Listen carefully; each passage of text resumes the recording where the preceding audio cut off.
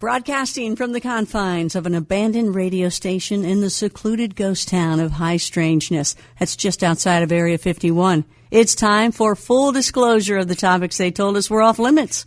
Good evening, good morning, hello everybody. Hi, I'm Connie Willis, and this is Coast to Coast AM.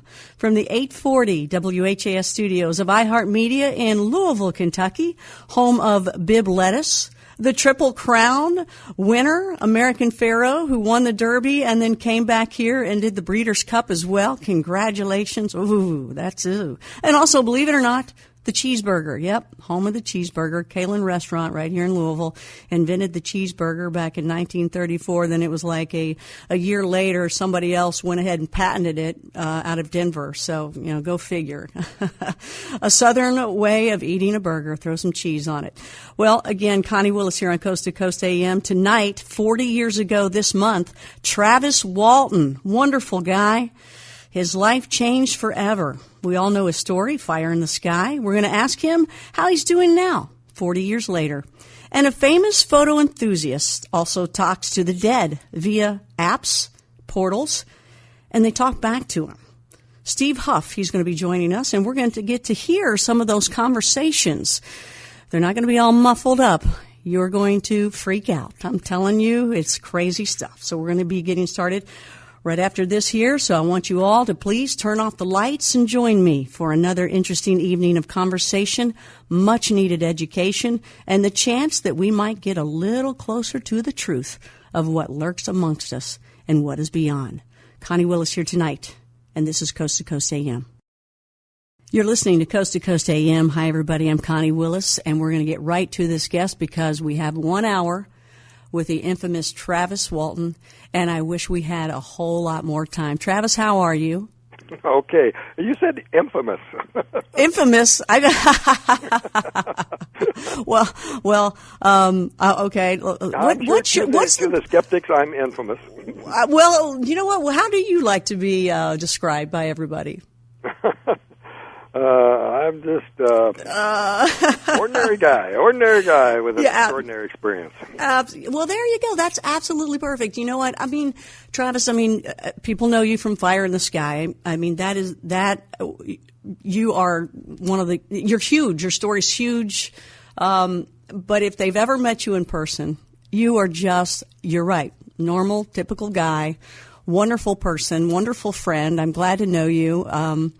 And if you were just shopping in Kroger or something, nobody would know, hey, who's that? You know, you're just a very typical normal guy, and I appreciate that.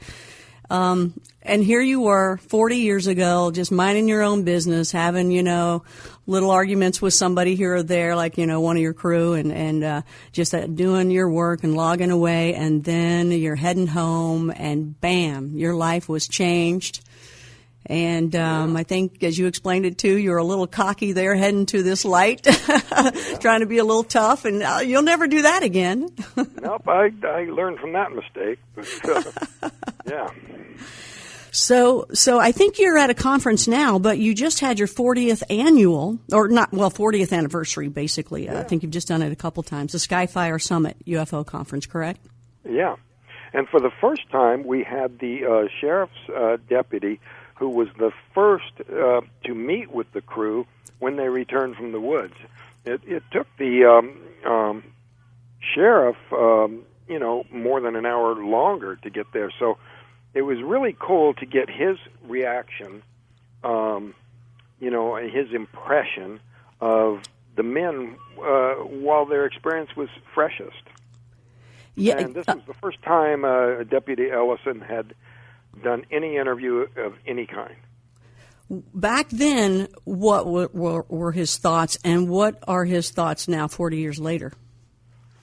Well, I think, after being around the crewmen and, becoming more familiar with the story, he actually became more believing after he got there. But he was very objective, professional, that he was just, stating that he didn't see anything that cast any doubt on it, and plenty that impressed him with that something terrible had just happened. And he, it was his remark that said, if those guys are actors, they're the best actors that, have ever lived. I couldn't imagine what you guys went through. I'm a believer of you. I totally, I think you're straight up. I don't have any problems with the story, but I know there's a ton of skeptics out there, and I know it's a fantastic story for people. But, I don't know who would ever stop and think about this and figure this out and try to connive a story like this with as many guys that were involved in it and then have to live with it the rest of their life and continue to stick with that story. I mean, that would just be, absurd to do. It's not like we were a tight-knit bunch of guys, we were just coworkers. And, the skeptics have come up with all kinds of stupid things. And, people who don't want to believe, they'll latch on to anything. It can be really lame and not really fit the facts of the case at all. And people who, cling desperately to it. Like one theory to explain it away that's, sort of persisted all these years is that it was a drug hallucination. Oh. And what anybody that, thought about it for 2 minutes would realize is that 7 people are not going to have an identical hallucination. Aside from the fact that I had blood and urine samples put through the county medical examiner's drug screen, which proved there was no trace of any drug in my body. Anytime there's any paranormal thing like this, nobody ever believes it. And that's why we only get so many of the stories, who knows how many other events are happening similar to yours, but we'll never hear because of the fact that nobody's going to believe you, and they have to deal with that over and over again. In fact, somebody wanted to make sure, when they knew that the show was going to happen and you're going to be on it, they wanted to make sure that I had thanked you for telling your story so that other people that go through this that cannot tell anybody, that you're at least open with it so that people know that there is a story out there, and they believe that you are helping them. There's a price to me in my life to be talking about this, but there's a purpose for being out here, and that is to make people realize, the mainstream people realize that there's a core reality here. Not every report is in the same line as what we experienced, but there's a core reality here that people need to be aware of. It's very important. It's going to be a major step forward in humanity when society in general is ready to accept this. That's when open acknowledgement, I believe, will finally occur. I agree with you. And I want to read what this man said because it was wonderful, okay, if you don't mind. It says, if you get a chance, remind Travis that for those of us whom struggle with abduction, PTSD, and dealing with family members, people at work, etc., who don't believe us, that Travis sharing his experiences is a comfort to the rest of us, that we are not alone in recognizing that the world is not how we grew up being taught by our teachers, priests, and other authority figures. His taking his time of sharing his experiences is a mental health service for the rest of us, especially those new people whom have only recently had close encounter experiences and need to hear from others that they are not alone. And I just thought that was so special to say. Oh, very well stated. Yes, I agree. Right on it. And you are wonderful. I mean, I've known your story, of course, for a long, long time. We've hung out, but I've watched some of the documentaries that you've done recently, and by the one with Jennifer Stein, wonderful, absolutely wonderful. She did a great job with that documentary, and I know you've done many others for people. But watching them all again, Travis, I mean, you've become so educated in so many areas that you would have never thought you would have been educated in, I'm sure. So what do you think you would have done if that would not have happened? Oh, where would you be? I had, the world was open to me. I could be anything. But once this happened, for certain, I became aware that a great deal of certain opportunities and avenues in life were forever closed to me. For my conference, I had a T-shirt made that I'm offering here. And it says, for those who refuse to believe, no amount of evidence is ever enough. For those who have experienced it, no more proof is necessary. Oh, love it. Love it. That's a bumper sticker and a T-shirt? And a hat? That's a big old shirt. I like that. I like that. Well, after 40 years, has there been anything new that has come from this or any changes? Oh, yeah, it's amazing that after all this time, there are new things, you know. There is new evidence at the site concerning the tree ring research. Oh, right. It was like 15 years before it was discovered that the trees nearest where the craft had come down had grown at many times the previous rate. But only this last summer, we had a research expedition to the site and gridded it off and went back with the Geiger counters and magnetic readings and everything to reassess things. And only then was it discovered that this tree ring increase, this thickness in the growth rings, was on the side of the tree towards the craft. Whether it was east, west, north, or south of where the craft came down, the thickened rings were primarily on the side towards the craft. Now, Ben Hansen, who supervised this research expedition, found some research concerning the pine trees in the vicinity of the Chernobyl nuclear accident. And those trees had accelerated growth at 3 times the normal rate. But since the radiation was completely surrounding the tree, it was uniform. But in the case of these trees here, it's on the side of the tree towards where the craft came down, which is... Oh, that's interesting. Very, what Ben referred to as significant findings. Absolutely. Very telling. Absolutely. Wow. That's some scary stuff, too, just on the side of it. The crewmen that I left behind in the truck were pretty much protected by the truck, but when I got out, I left the door open, and Ken Peterson was the crewman next to me, and he has now developed skin cancer on his right arm, which was exposed there. So I'm wondering if there isn't some connection there. That's interesting. Well, what about you? Have you noticed anything? Well, you see, I was subjected to a massive amount of energy that I think was actually repaired by the aliens. That really, if had I not been injured in that way, they might not have never taken me aboard. That's right. People who find fault with the crew for having taken off and left me there, in a way, I'm actually fortunate that they didn't come back and haul my body away, because I think I would have been dead beyond any hope. Nearest hospital was over an hour away. Well, I believe, and I think you have the same belief, that it was just a one-time kind of thing. You just happen to be at the wrong place at the wrong time, or the right place at the right time, whichever way you want to look at it. It doesn't seem like to me, I mean, you tell me that you're someone that's this has happened all your life, and you've been picked up many, many times. Seems like this is kind of a one-time abduction. Do you agree? Yeah. Still? I hope so. Okay. Yeah. I don't want to go hanging out with Travis in the woods. You never know what might happen. But that being the case, I think, at one point for the longest time it was what happened, why me? But I think with you being aboard, I love your last conclusion of why you believe they did take you aboard. And I'll let you tell that story. Well, it took me a long time with a whole lot of circumstances pointing in the same direction, that the reason they were taking me aboard was not any kind of a planned, quote, abduction, but actually just sort of an emergency response to me getting out of that truck and going up there and doing something unexpected and getting myself hurt, probably mortally wounded.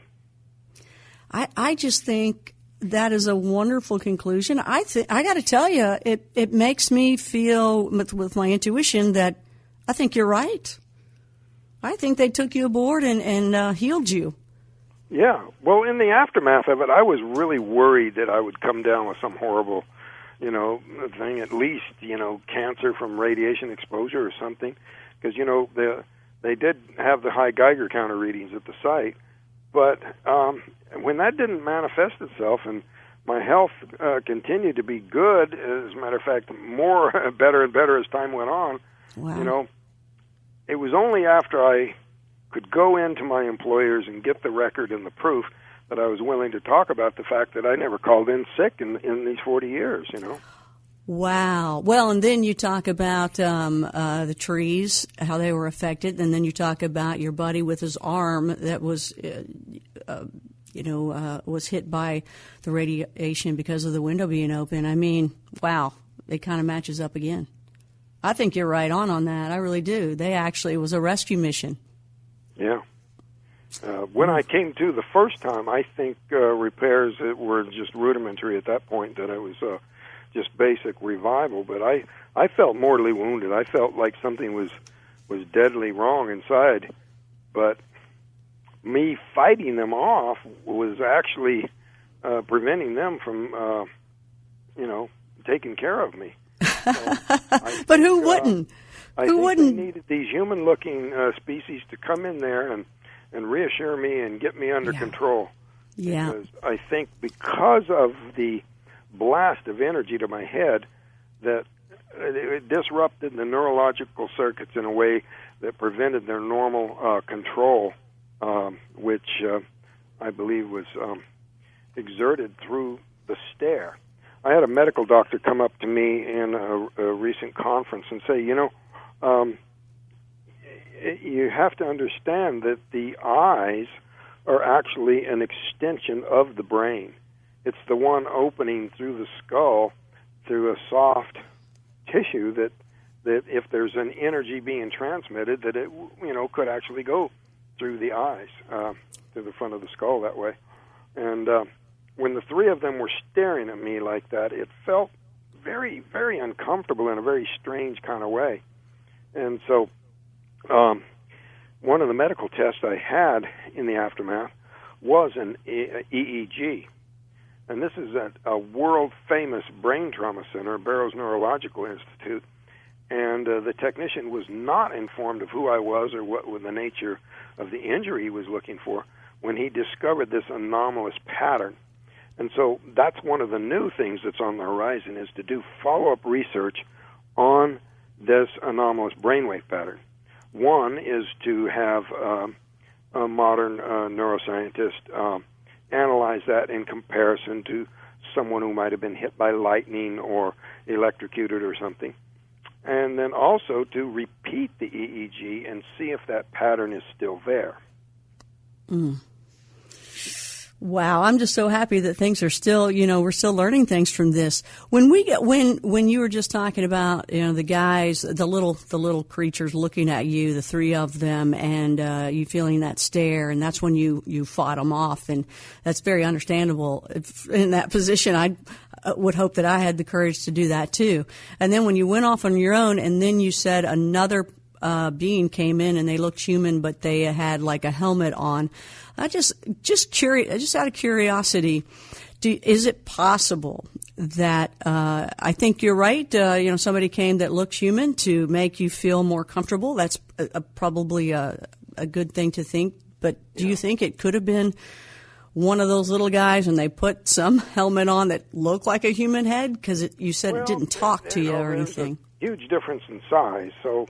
Oh, okay. And I, wrestled with him at one point, and it felt very solid. So I don't think it was any kind of an illusion. Okay. I do believe that there are a lot of similarities between life forms on other planets and here. Mm-hmm. I even think that a lot of what's described as the quote-unquote grays are a number of species that just happen to be small, hairless, large-eyed creatures. Hey, I think I've seen a few of those on Match.com myself. I think they've winked at me. But that is amazing that, they looked very human and they had to have a helmet on their head to breathe and you didn't. Yeah, I don't think it was just to prevent an exchange of microbes. I think that perhaps the atmosphere in there wasn't quite correct for humans. Mm. Wow. You have remembered so much from your experience that is just, if anybody can fathom the fear and the terror, they would be more kind with some of that skepticism and just learn from you. So I appreciate that you have been so open about it for the past 40 years. And we're going to learn a little bit more from you. We're going to do this again with you sometime with myself. I'm looking forward to that because we could talk all night with yourself. So more questions to come with Travis Walton here. Just recapping 40 years ago, Fire in the Sky. What he wrote about is what happened to him, and just a courageous man to tell us what he's telling us. We really appreciate that. So, Travis Walton, still more to come here on Coast to Coast AM. It's Coast to Coast AM. I'm Connie Willis, and we are talking to Travis Walton. And a little later on, we're going to be talking to Steve Huff, who talks to the dead, and we're going to hear how they talk back to him. Welcome back to Coast AM. I'm Connie Willis, and we are discussing great information from Travis Walton. 40 years ago this month, he was taken up into a spacecraft of some sort, and he came back down. According to the movie in Hollywood, he came back down naked. Travis, what's the deal? How many things did they make up in the Fire in the Sky movie that was not true, and how much did they just totally, what was the good stuff they should have added? Well, the naked thing is a typical Hollywood embellishment, but yes, actually it is kind of a metaphor for the intrusion into my life. Instantly I was under a microscope in front of the world. But there was one thing that was in the film that didn't happen, because most of the changes were what happened aboard the craft. It was actually very sterile and very mechanical inside, and they made it look very cluttered and organic, which is not the case. But the scene where the actor awakens on the table, three beings are standing around him, and there's this membrane over his face, and he's struggling to scream, struggling to breathe through it. And there was no membrane, but it is a better way of communicating to the audience the feeling of suffocation I was experiencing, because otherwise you really wouldn't understand why I just went so out of my mind with fear. The feeling of suffocation generates a panic that you just can't reason away. The waterboarding that they use on terrorists, is something that they're aware of. They plan for it. They train for it. They know that it's not going to kill them, but it works anyway. And it's because of that feeling of suffocation. Just there's no greater panic. Well, I tell you, that visual did. It made it hard to watch and hard to breathe as you were watching it. So we definitely felt what you would have been feeling. So it's great to hear that you say that is a great representation of what you went through. However, that's not what occurred. When you say that the area inside the ship was sterile and like smooth, sanitary, what about your other senses? Did you notice a smell or did you touch anything? And I'm frequently asked about a smell because that's so, intricately connected to memory. But I don't really remember any particular smell, and so either there wasn't any or the injury of being blasted by that bolt of energy through, my head may have impaired my sense of smell temporarily. What about textures when you were feeling the chair, I guess, or maybe the walls? Anything different? Well, it was sort of a matte texture. It felt very smooth, but non-reflective. It's possible that there could have been writing. I didn't see any writing, but if there was writing that would be visible in a frequency that human eye doesn't detect, there could have been print all over the place that I just couldn't see.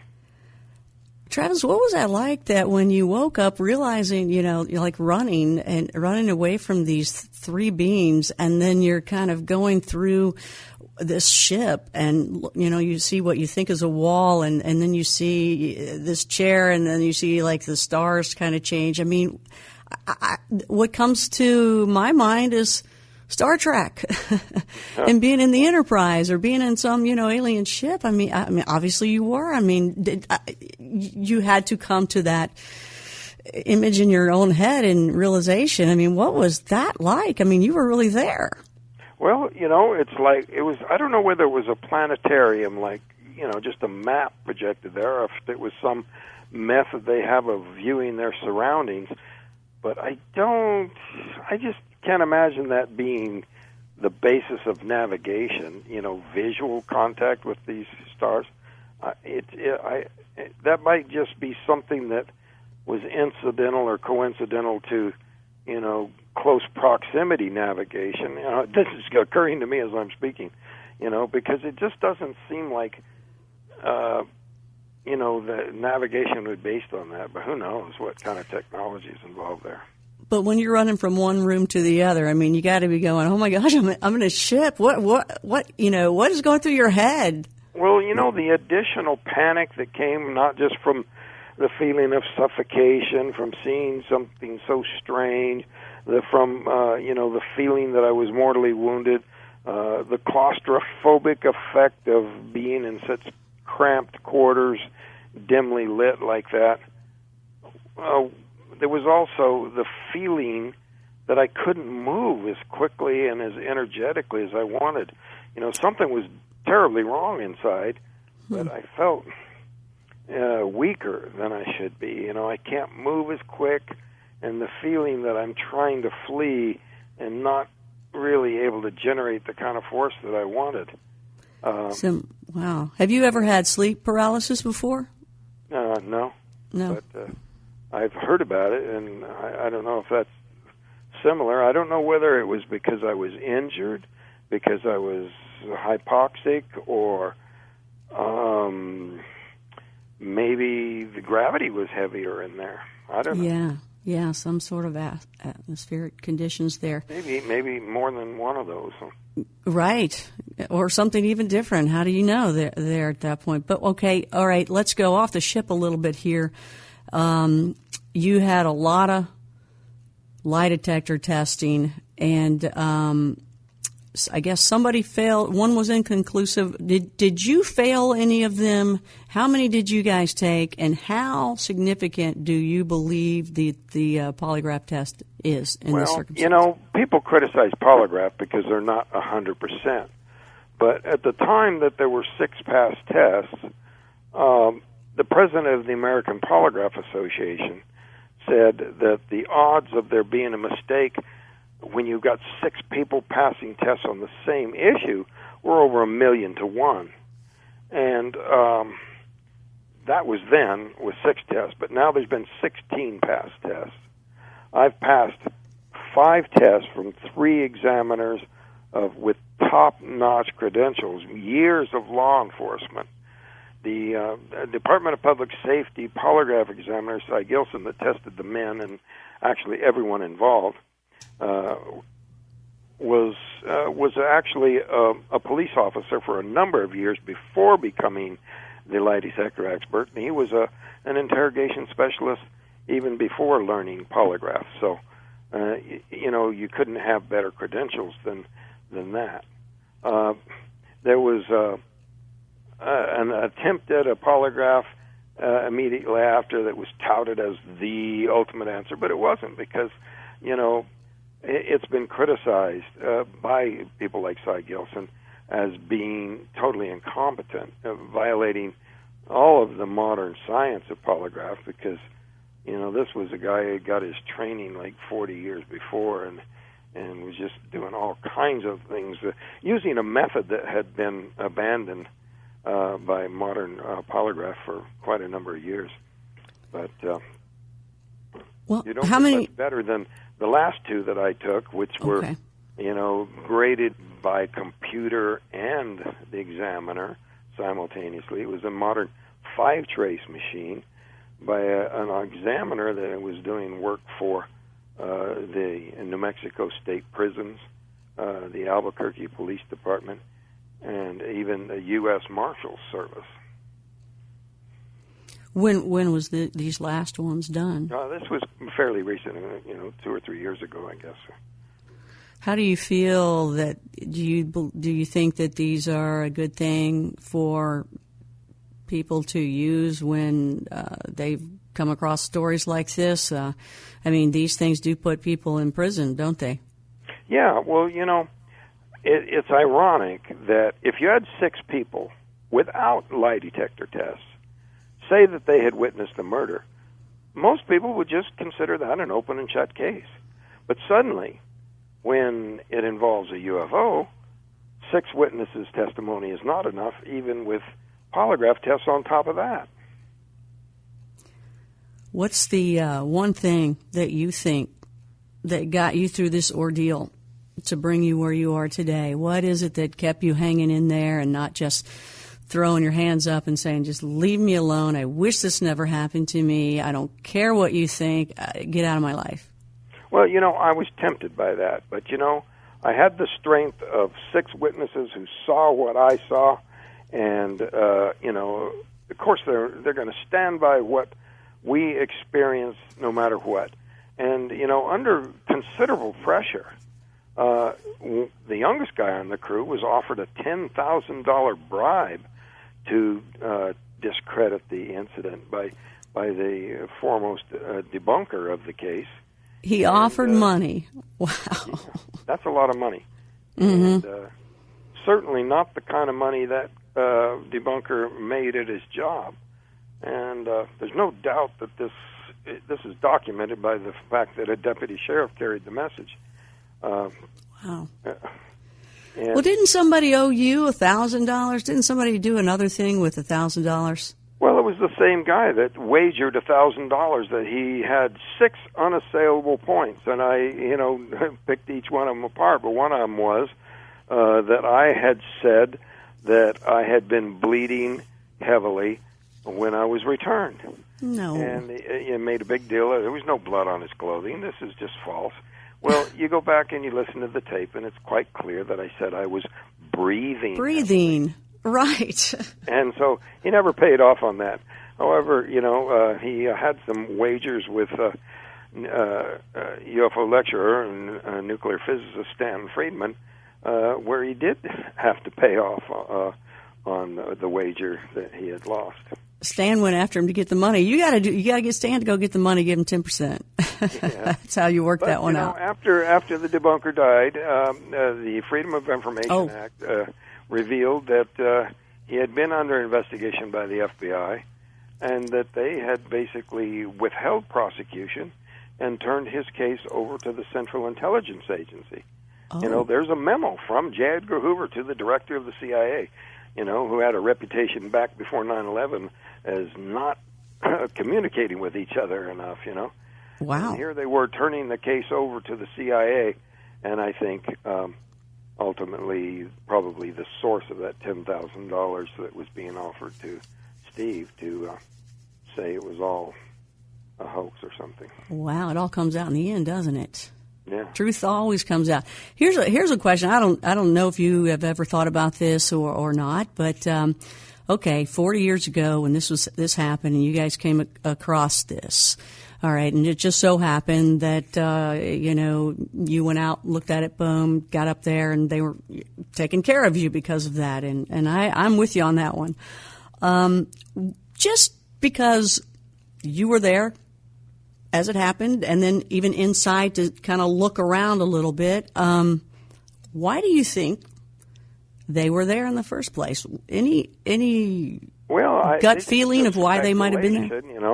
I really clung to the idea for a long time that it was just an accident, because that would imply that, it was kind of a bolt from the blue and not likely to happen again. Now, Steve and Alan think that they were waiting for us in particular, but I can't imagine why. How could they even know we would come out by that road? There's lots of roads out of there. It could be we just happened upon them, and I did something unexpected. No, but why do you think the actual ship was there in the first place? Well, it could have been an agricultural experiment. I've had a number of researchers looking into the possibility of every possibility about what would be particular about that area. Underground mineral deposits, geothermal, magnetic anomalies, and haven't found anything that would really set that spot apart, except, this rapid tree growth, which could have just been coincidental or incidental to the presence of a radiation source. Yeah, when in Arizona, you usually think of no trees, but that area is very much forest. Yeah, the largest ponderosa pine forest in the world. It seems like maybe, that could even be a place to, I guess, I don't know, but if you're roaming around and then you want to hide, maybe you can, hide in the trees for a little bit. Maybe it's a little getaway. Yeah, at that time, the forest was quite dense. Now, the forest fire has really opened things up there. We would only catch glimpses of San Francisco Peaks, which is a giant mountain by Flagstaff that was actually an extinct volcano that's 5,000 feet higher than where we are there at the site, which is actually the highest point in that area. It's 7,000 feet. But, the 12,000 feet to the peaks over there, you can actually see them like 80 miles away. It's nothing in between us. Wow. Well, we're talking with Travis Walton here. It was 40 years ago this month that the event happened to him, where he was taken aboard a ship, and you all know the story as Fire in the Sky. So, Travis, before we take off here, and I really want to talk to you again in a much longer time period, is there anything you want to say to anyone or anything about this after 40 years later? Well, I don't know. There's all kinds of things on the horizon, all this upcoming research, and, my 40th anniversary conference, we'll try to repeat that next year on the anniversary, and all this upcoming research, and looking at the possibility of a remake of the movie. I've been collecting emails from people who had expressed interest in seeing a remake that would stick closer to what actually happened. And also, with my current understanding of what happened. So that will be fantastic. That might happen. Yeah, I would really like to see that, because, we always want to, people like us, we want to see the real thing. We don't need it Hollywoodized. It's already fantastic as it is. Yeah.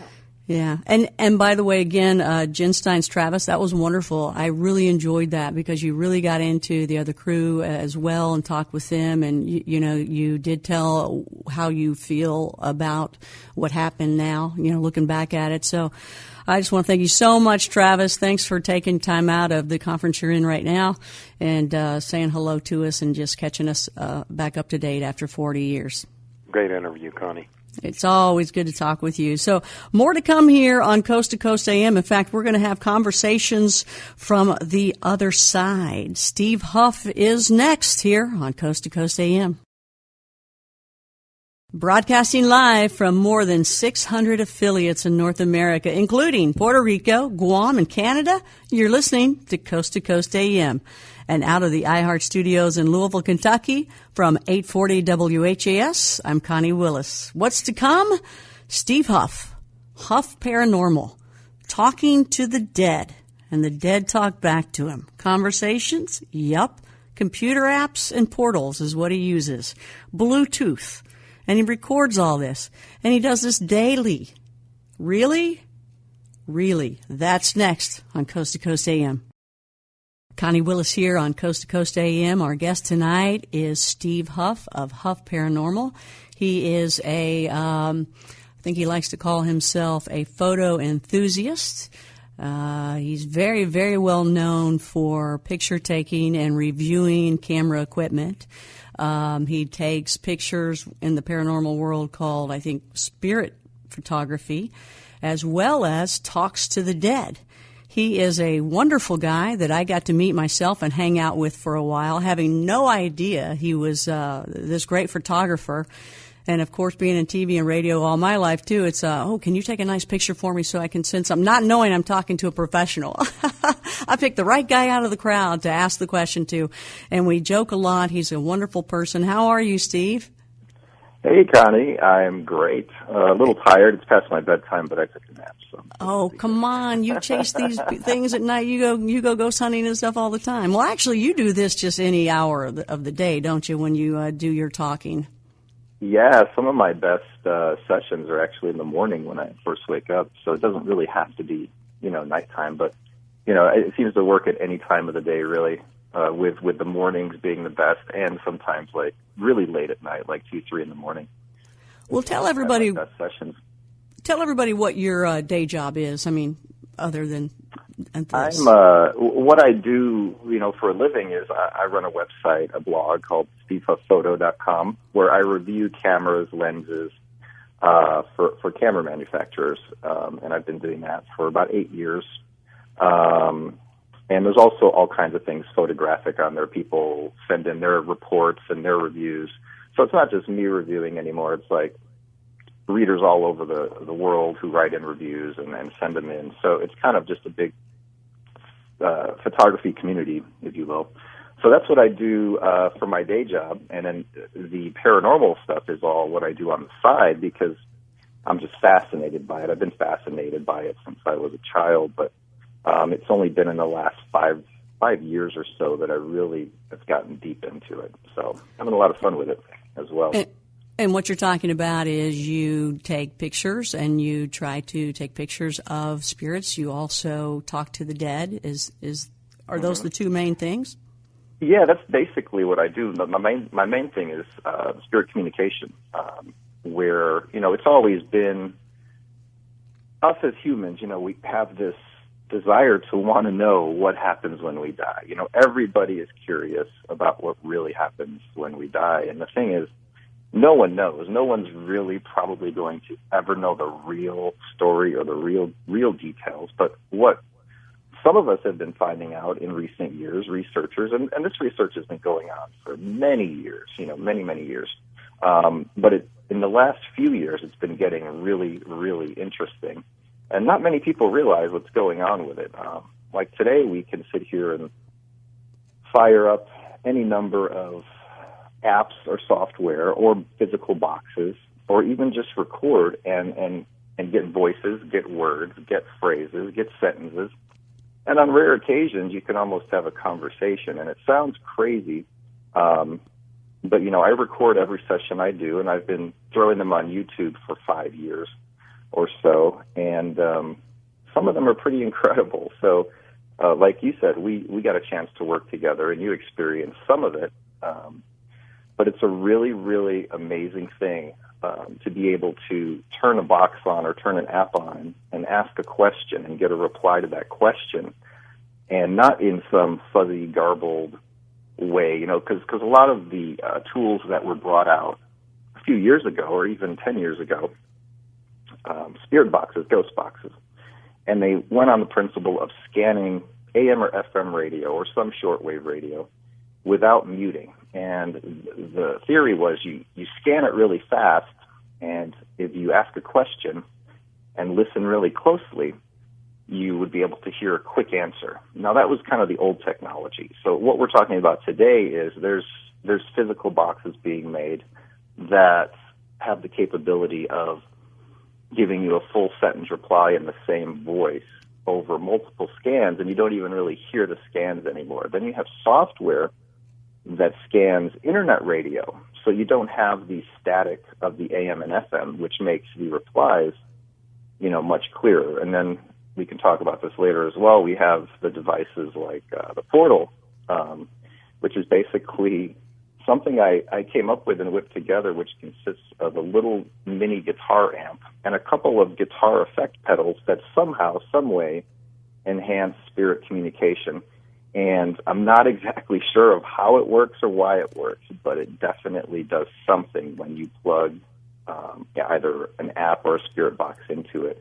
Kind of takes on a whole new life, and the replies and the length of the replies and the details of the replies just get better and better. So there's all kinds of cool stuff going on right now in the world of spirit communication. There's communities online who are practicing these methods every day, and some of them are getting amazing results, and it's really cool. But are we closer to finding out answers? A little bit, but I don't think we'll ever find the ultimate answer of exactly where we go, what we see, and all of that. But they do leave us clues, which is pretty cool. Well, you've found some really interesting stuff. I'm looking forward to it because I want everyone to know that we're going to be playing some clips that are just creepy and does give answers. So before we get into that, how did you get started into the paranormal? Did you have experiences as a child? I think I remember you telling me maybe 2. Is that right? Yeah, as a child, I was always fascinated with ghosts, and I always I remember as a kid, like 7, 8, 9, 10, those kind of ages, that I wanted to see a ghost because, I would read these little things or see something on TV, and instead of being afraid of it, I actually welcomed it. And I said, well, I hope a ghost will visit me one day. Nothing really ever happened, but be careful what you wish for. Yeah. When I was young, I had 2 near-death experiences, and after those, I remember some things happening. Like, for example, I was in a hotel once, and I believe we were in Kentucky, and I was probably around 9 or 10, and there were 2 beds in this hotel, and my mom and sister took one for some reason, and I took one with my father. And, we were sleeping, lights were out, and I was by, those hotel rooms where there's a door that connects the room next to you. Yes. But it's usually locked because somebody else is in the other room. So I remember when we went to bed, my father checked it was locked and everything. But I woke up, and it was probably around between 2 and 3 in the morning. And I hear this doorknob jiggling. It's right next to me. So I froze, and I'm like, what's going on? Somebody breaking in. And it opened. It just opened up. And this guy sticks his head. Here's what I saw. I saw a man stick his head in. He looked at me with this really evil smile. He held up his fist, and he said, "You want this?" And he did a little laugh. And I immediately shut my eyes, jumped on my father, and started jumping on him to wake him up. He woke up, turns the main light on, and I was telling him what happened. So he goes to that door, and it's totally locked, from our side. So it was impossible, really, for someone to come in. But I still see that man's face so vividly today. I mean, and this happened probably when I was 9, and I'm 45 today, so 46. So I still can see it vividly. That was one thing that happened after my first near-death experience, which I was probably 8, if I remember correctly. I was hit in the head with a baseball bat.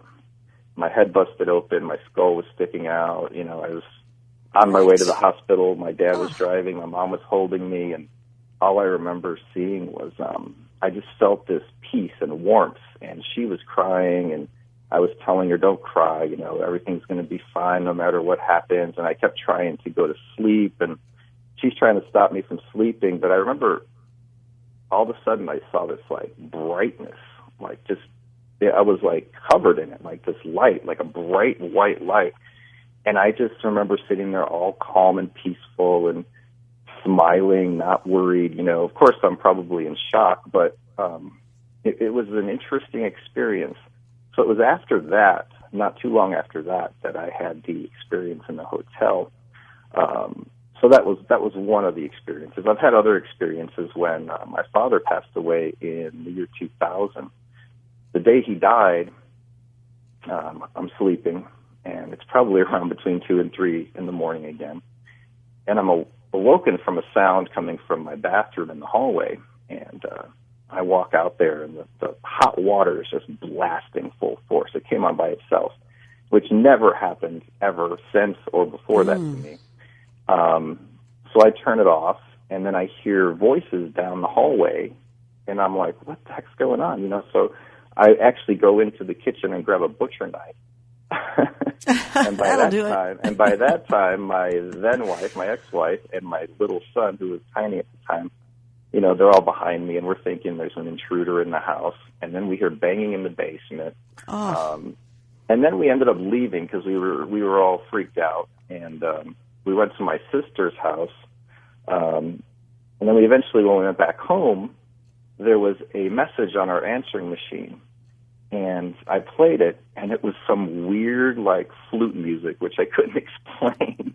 But anyway, it was just a weird night. But hearing the voices and the water turning on the night he died, you know, it was kind of weird. It was like a part of me was thinking, I wonder if it's my dad, you know. But back then, I wasn't as into this as I am now. The way I stumbled into doing the spirit communication is a friend of mine actually emailed me, and she said, oh, my mother-in-law is taking pictures of orbs all over her house. You know, she wants you to see them, and do you think it's ghosts? And I explained to her that most of the time, orb pictures are basically dust reflecting from your flash. And because I'm a photographer and know all about that stuff, you know, I've seen it a million times. If you use a flash and you walk across your carpet and you're taking pictures, you're going to see what look like orbs when it's really dust being reflected from the flash. And they can be different sizes, big or small. So I was on YouTube searching for that phenomenon. You know, there was a couple of guys who made a video on how to create orbs in photos. So as I was looking for that, I saw on the right side of my YouTube recommended videos, it was from a man named Stephen Hill, and it said something like, talk to the dead with a spirit box or something. So I was like, what is this? You know, so I click on it, and he's using a box from 5 years ago. It was a little crude, but it worked. And he's asking questions, and they're giving him answers. They're saying his name, and I was like, oh, this is not real. This is fake. So what I did was I was like, well, I'm going to debunk this. I don't believe this. You know, if this is true, it's amazing, but, you know, so I ordered the same box he was using. And then I did some research, and this is where it gets interesting, because this is when I discovered Frank Sumption, the man who built the very first spirit box. He basically invented the ghost box, which was a scanning FM AM radio without the mute. But they were impossible to get, impossible to find, and Frank only sold them to people he knew really well or liked, or it was like one of those situations you couldn't just buy one. So I searched eBay, I searched online, I couldn't find anything. I asked him to buy one, and he wasn't really selling them at that time. So I checked my local Phoenix, Arizona Craigslist, and lo and behold, there was a Frank's box for sale about 10 minutes from me. No way. Yeah, isn't that crazy? No way. I was meant to get it. Like, I was meant to find this Frank's box. So I emailed the guy, and I'm like, do you still have it? If so, I'll take it. And then he's like, yes, I have it. I'll meet you such and such place in 15 minutes or whatever. So I go up there, and he basically takes it out of his car. He has it in some weird big box. And he pulls it out, and he says, take it. I don't want it anymore. This thing freaks me out, you know. Wow. And I was like, okay, you know. So I think I gave him like $200 for it, which was the going rate at the time. And I took it home, turned it on, you know, at my kitchen table, and I'm recording. So I said, okay, is anybody here with me? First thing that came out was Paul, the name Paul. And I'm like, okay, that could be a fluke, you know. So then a woman says, be careful. You know, and I'm like, okay, something's going on. So I said, do you know my name? And it clearly said Steve. Ooh. So right from that moment, I was hooked. So, you know, I ended up getting the original box I ordered. I was using that. I started doing YouTube videos, and the more I did it, the more that was coming through. Like I would start out by getting one-word replies, then 2 or 3 words, then full phrases, and then a sentence. So that's when I was, like I said, I was really hooked. And actually, my son and I at the time started doing sessions in my home almost on a nightly basis. And after 2 weeks of that is when we started having some activity in the house. But, yeah, that's you how think? I got into it, basically. Yeah, and it's followed you ever since. So, yeah, I kind of stumbled into it by accident, then found the first Wow. box, then all of that, you know, and then it just goes on from there, but to where it is today, which is just crazy. So. Oh my, yes, we met each other through Paranormal Shock show we were putting together with Anthony Sanchez, and these are, you use his Ghost Hunter apps and then hooked onto a portal, so we're going to definitely get into that, and going to be an interesting night for you to tell us the differences from the ghost boxes to even spirit boards, as people like to call them, the Ouija boards. Oh, yeah. I mean, just real quick before our break, what is, 'cause I don't want to have to stop you in the middle of something, but real quick, what is the difference between a ghost box and a Ouija board, would you say? I say that a spirit box, a ghost box, is basically, to me, like a modern-day Ouija board. I've actually used Ouija boards since I was around 9. Never had a problem with them. I know a lot of people, you know, say they're going to conjure the demon or devil or whatever, but I personally have never had a problem with them. But think about it. Back then, you know, the Ouija board's been out for a long time. 1800s it was invented. So people all over the world, millions of people have used the Ouija board, and it spells out the letters. Now take modern-day technology. You have this little device. You turn a power button on, and instead of the planchette moving to the words, you hear them talking to you. And like I said, you know, earlier spirit box designs were a little crude and noisy and glitchy, but they've gotten really good lately. So these days, if you get a good one, you can turn it on, ask your questions, and sometimes you might get a reply. Now, you might not get a reply every time. It's not like a magic box you turn on and instantly have a direct line to the dead. But what I do is I record my sessions, so I think like 80% of it is heard at playback instead of live. So when you play back your recording, you'll hear answers to your questions. So I think of it as like the modern day Ouija board, but I think that the spirit box attracts many more spirits to you as a person or to your home if you're using it at home than the board will. That's been my experience. So I think it's just an extension of the board, like a modern-day version. Yeah, and if you're going to use it, go to someone else's house and use it so that you can leave something behind there. If you're afraid of it, you definitely don't want to use it at home. Absolutely, yeah. Bishop James Long will tell you that as well. He's like, don't use that thing at home. Use it somewhere else. Mm-hmm. We're about to take a break here, but what I noticed about the difference between a Ouija board and these boxes, and watching you do it right in front of me as well, and now I've got all the stuff to do it too, is the fact that with the Ouija board, you do touch it, and you do have to have that touch, where with the spirit box, you can keep yourself far from it and feel a little bit safer. So everybody, we're talking to Steve Huff, and we've got more to talk with him, and we're going to hear his conversations when he talked to the dead and they talk back to him. So Steve Huff of Huff Paranormal is with us tonight, and myself, Connie Willis, here on Coast to Coast AM. Don't go away. Stay with us. Hello there. Welcome back to Coast AM. Connie Willis here. And lots of cool things happening with Coast to Coast, being an insider, and also those of you single out there that want to talk about the paranormal, but you can't really do it until you meet the right person. Well, then throw away all these people that you might meet along the way, just out in the bar or at the gym. You know what? Go to Paranormal Date. You could go to paranormaldate.com, use code TURKEY for a really nice discount. It's free to sign up. It's available in Canada too, and it's a way for you to meet people of like mind. Yep, you can talk about Bigfoot. You can talk about what you think is, some sort of abduction or whatever, and you can figure it out yourself. Hold hands, watch movies, eat popcorn together. That's the way to do it, right? And if anybody gets married due to the site, that George came up with this great idea, just wonderful, wonderful idea. Well, we want to know about it if that ever happens. So paranormaldate.com, that's free to sign up. And again, use code TURKEY for a nice discount. Steve Huff and creepy conversations with something on the other side. Not even sure what it is, but that's coming up next for you here with Steve Huff and myself here on Coast to Coast AM.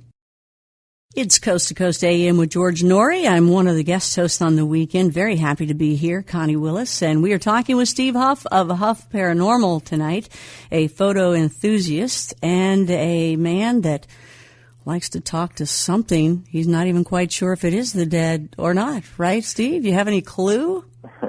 That's correct. You know, I always say to people, I'm like, you know, we assume we're talking to the dead, you know, spirits who have either are stuck.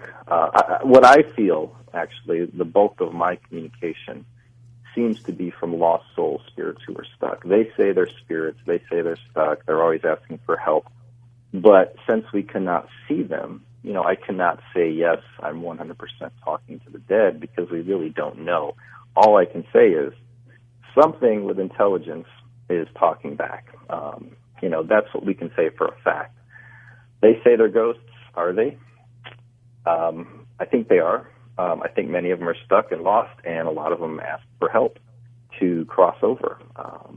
And that's other things that myself and others are experimenting with today, actually. So, yeah, we really don't know, though. Well, one of the great things, and Steve and I were talking about this the other day, is the fact that, and this is one of the reasons why I asked Steve to be on, is because a lot of people, when they do a lot of investigating, they get a lot of get out, you know, I'm going to kill you, you know, things like that. The same things, you kind of hear the same things over and over again. However, Steve gets a whole lot more than that. So you know what, before I ask you another bazillion questions, why don't we go ahead and hear some of the clips and let people hear that, and then we'll go into some more of the questions. Sounds good. Actually, I think the first clip, it's one of my favorite clips I've ever captured, the very first one here. I was testing out a new app, the Impossible Box, which was created between myself and Anthony Sanchez of Ghost Hunter Apps. And I asked at the end of the session, I said, is there anything you want to say? I don't know if I said to the world or to me or whatever, but you'll hear the reply. I won't even tell you what it says. It's very clear. You can hear it. So if you want to play the first clip called well, I don't want to say what it's called because then it'll give it away. Oh, yeah. But you got Clip one. It should be it. Is there anything you want to say to the world?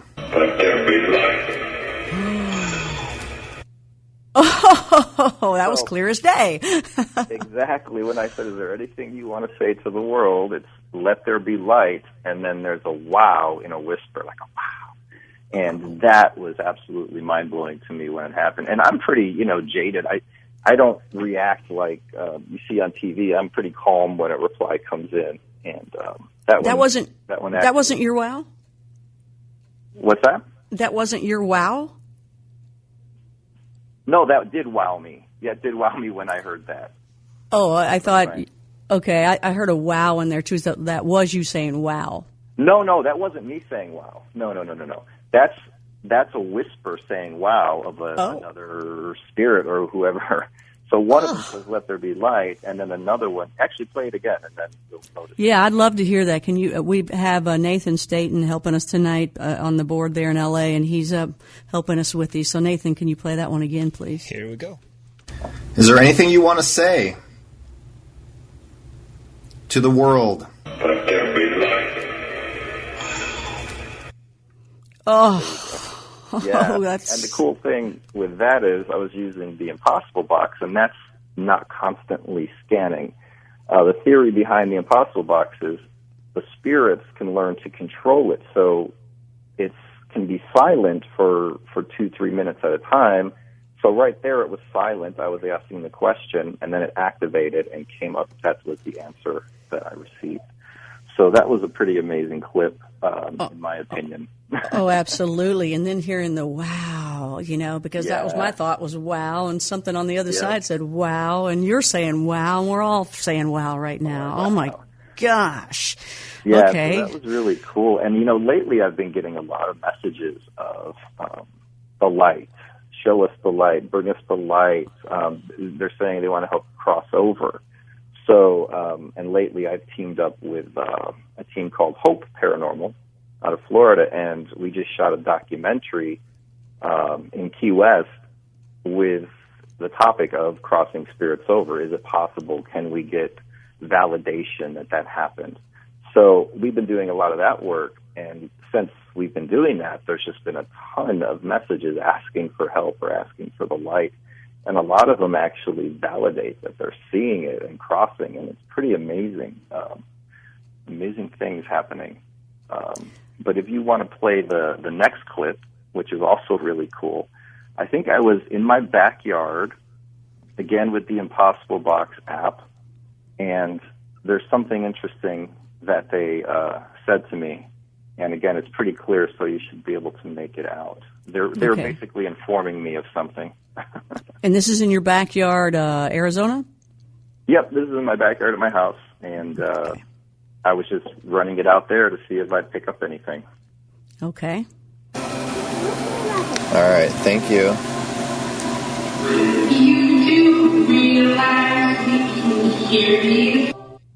Oh my gosh. Ah! So they're basically telling me, we can hear you. You do realize that, Oh. And I know they hear me. Because they respond to specific questions. But that was so clear, in a female voice, you do realize we can hear you, which was just amazing. Now, keep in mind, the Impossible Box, in the background, when it's silent or when it's on, it's scanning internet radio. So that kicked on and said that. So, I mean, what are the odds of that being on a radio, being played at that moment on a radio? Somebody saying, you do, in that weird kind of, that's another thing, when they do come through, for me anyway, I've been doing it so long, it's easy to distinguish from radio sound to spirit voice, because they have usually a different inflection in their tone or something. Some of them almost sound robotic sometimes, too. It's really strange. It's like they're learning how to pull the answers out, right? And the words out to get it to you. It's like they're working it, right? Mm-hmm. And they do say that they learn how to use these tools. And the longer, like with the Impossible Box, the first 2 or 3 days, I wasn't really getting much with it. And then the more I used it, the better it was getting. And then it's like, I turned it on today, like a few hours ago, and I was just getting all kinds of cool stuff. So the more you use these tools, the better replies you'll get. There's also more to it we can talk about later. I have some techniques I use. I want to hear that one again. Let's hear that one more time there, Nathan. Yeah, try it again. All right, thank you.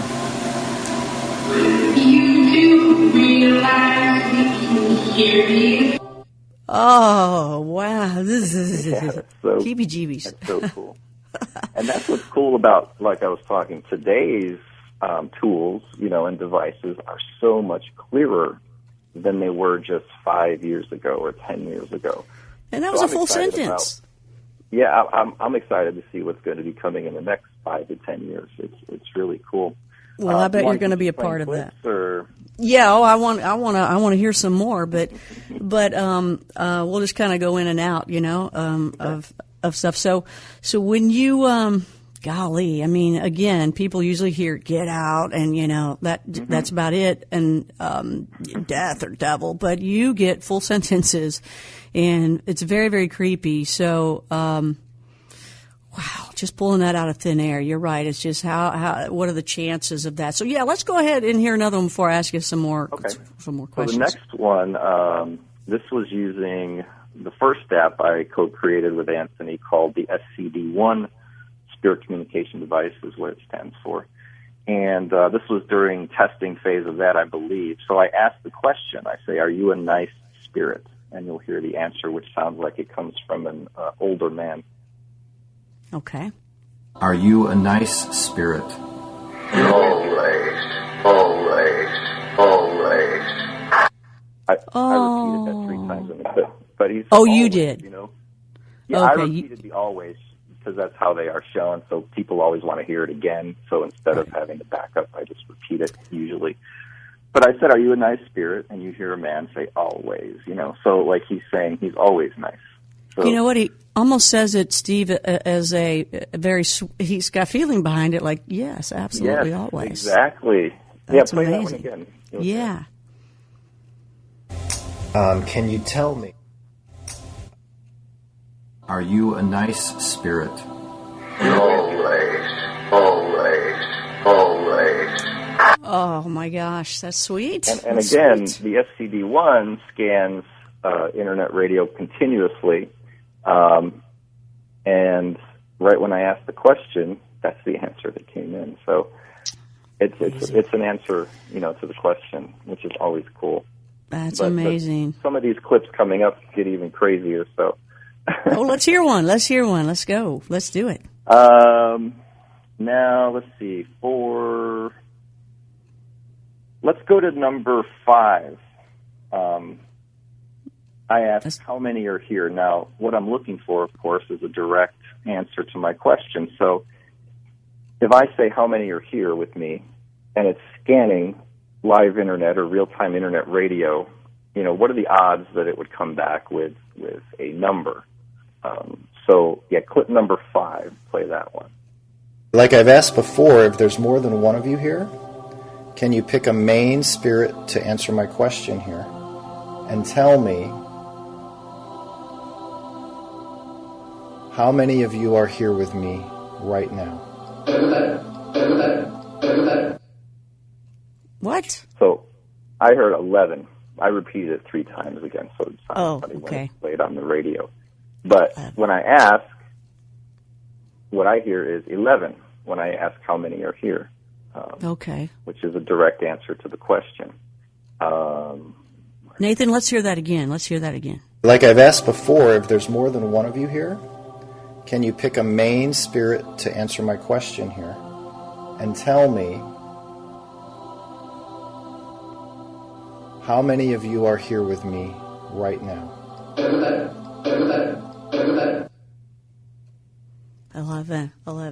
11. Yeah, so it's repeated 3 times, but it's, gotcha. What I hear is 11. If you go to the next clip, which is a direct answer. Okay, so I'll set this one up. So I'm using the Vasabis app, which was created by Anthony at Ghost Center Apps. And I have 2 dogs. My dogs' names are Olive and Baby. They're just 2 little dogs. So I ask, can you say one of my dogs' name? I was giving them the choice to say either. And you'll hear the reply. That's clip number 6. You'll hear the reply in there. Do you know my dog's name? One of my dogs? Can you say my dog's name?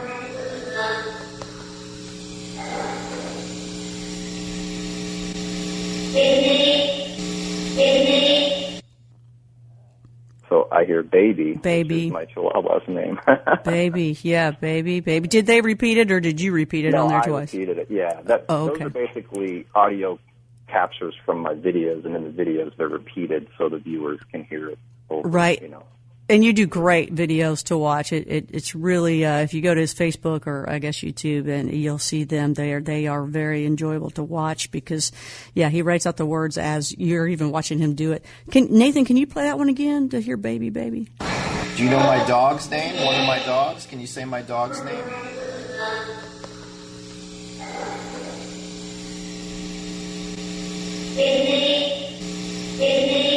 Wow, yeah. And if they're using, like you're saying, they're pulling it in and learning to use that machine to talk to you. Wow. And the interesting thing about the Vasabis app that Anthony created is it doesn't use a bank of words. It doesn't scan live. It uses phonetic sounds. So basically like parts of human speech, that they can form together to create words. And I've had some amazing things with that app, and the fact that there's no words, because some apps use a bank of sounds, and some banks of some apps include words, but this one does not have words or phrases in it yet. I've had full-on almost conversations using it, so it's pretty incredible and proves that there's something intelligent using it to talk back to us and answer questions. Yeah, when Anthony was on here not too long ago, I was talking with him, and he gave how it all worked and how he made that happen, how he made these apps. And so, again, what he does, besides using Bluetooth, I guess this is Bluetooth, as well as he loads in, like you said, the phonetics or words and like a ton of them, and then the spirits kind of pull them together at random. Or they can pull them together or manipulate them. What I found out is, when you record your sessions, sometimes I'll record a session and I'll hear a couple things and I'll be like, oh, it was kind of lackluster. And then when I play it back and I listen with headphones, I hear all these replies coming through and I'll be like, well, I know I didn't hear that in real time, so it's happening again and again and again. So it's kind of like what I feel. I think it's kind of like when you record a traditional EVP, like when you're recording and you get a voice out of thin air using no device, just a recorder. So they're manipulating some kind of environmental sounds to leave these EVPs. I've had them turn a dog howl into a woman talking in a cemetery just while I was recording video. So I think the same thing happens with these apps. If you give them an audio source, they can manipulate that somehow onto your recording device. So when you play it back, you're hearing the messages. Sometimes, like if you use the portal ramps up the real-time replies dramatically. I hear much more in real time using the portal than if I don't. And the portal is the device I mentioned earlier that I whipped together, and it's kind of a cool device, universal device for any spirit communication tool you're using. You just plug it in, and it transforms it into something entirely different, it seems.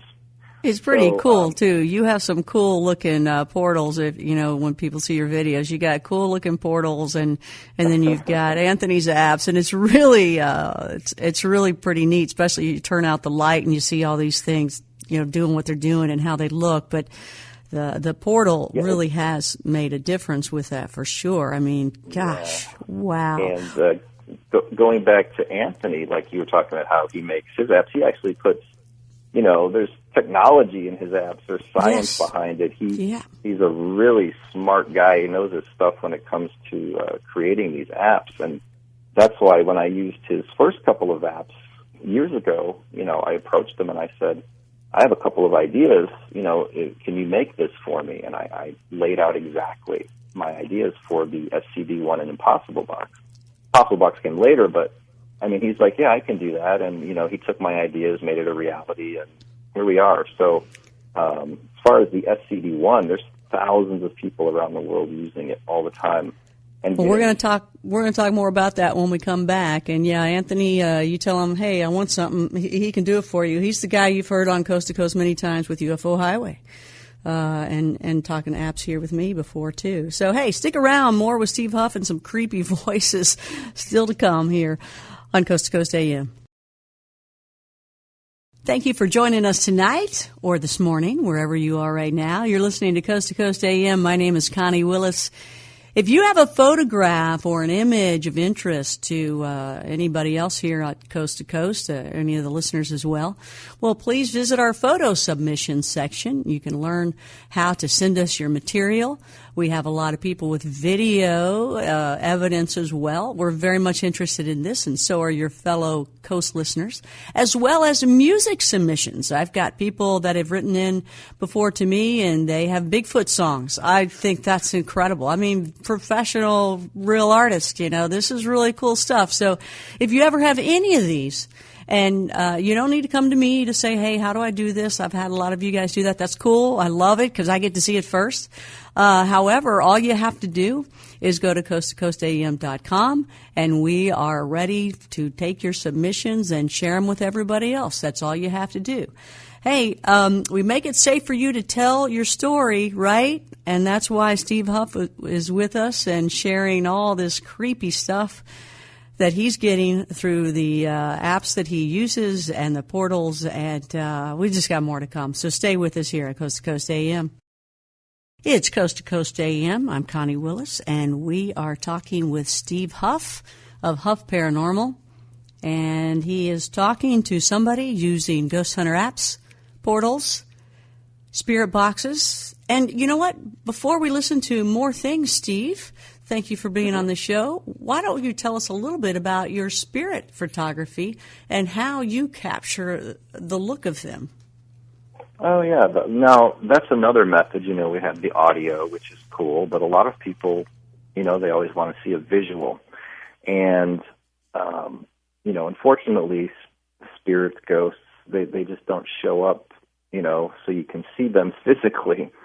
But there's methods that's been going on or happening for many years, many years. And one method is using water, kind of like scrying. It's like basically I only do this when I get a message through a box or an app. They'll tell me, take a picture or go take a picture. And if that happens, I will go get, here's one method, I'll get a pot of water, just like a metal pot you'd cook pasta in, fill it about 3/4 full with water. I set it on my kitchen counter where right above it there's a light, a little lamp that hangs from the ceiling. Turn on the light so there's a light source. I stick my left hand in the water and I agitate it, and I step back away from the pot and I hold a camera with my right hand right above the pot. And so then I'll say, I'm going to take 3 pictures. If you can show yourself, show your face, tell me what you look like when I take these pictures, that would be amazing, and I thank you and all that. I'm always polite, always respectful. And 9 times out of 10, if they tell me to go take a picture, I'll take those pictures, and there'll be one picture with a face in it or something. It's usually a face or something very recognizable. And I've captured quite a few really interesting photos using that method. Another method is, for example, my dog of 14 years, he passed. And a couple days after he passed, my son and I were out in my backyard. It was 4th of July. And I had a smoke bomb. So I'm like, hey, let's light this smoke bomb and see if Scrubby was his name, see if Scrubby can appear in the smoke. I didn't think anything would happen. So I lit the smoke bomb, I took a picture, or I stood there ready to take a picture, and I said, Scrubby, if you can hear me, can you show yourself? Now, this is my dog I'm talking to. Show yourself in the smoke. I'll take some pictures here. So I took 3 pictures. The first one had nothing. It just looked like smoke. Then the second one, it was really crazy because it's an exact replica of my dog in the smoke. Oh, my. And I actually burst out in tears, and my son was there, and I was just like so emotional because it looks exactly like him. The face, it has the body, you see the front legs, the eyes, the mouth, everything. So I took a picture that I had of him when he was alive, and I put it next to the smoke and posted it on it's on my Huff Paranormal Facebook page. There's a section there of ITC photos, spirit photography. And it's a pretty incredible picture, and it's so incredible that most people, unfortunately, when they see it, they just assume it's been fake. And that is absolutely not the case. It's actually my most prized spirit photograph ever, just because it's so personal to me. So, yeah, there's that method. There's other methods of using a bowl of water with a black light under it or to the side of it.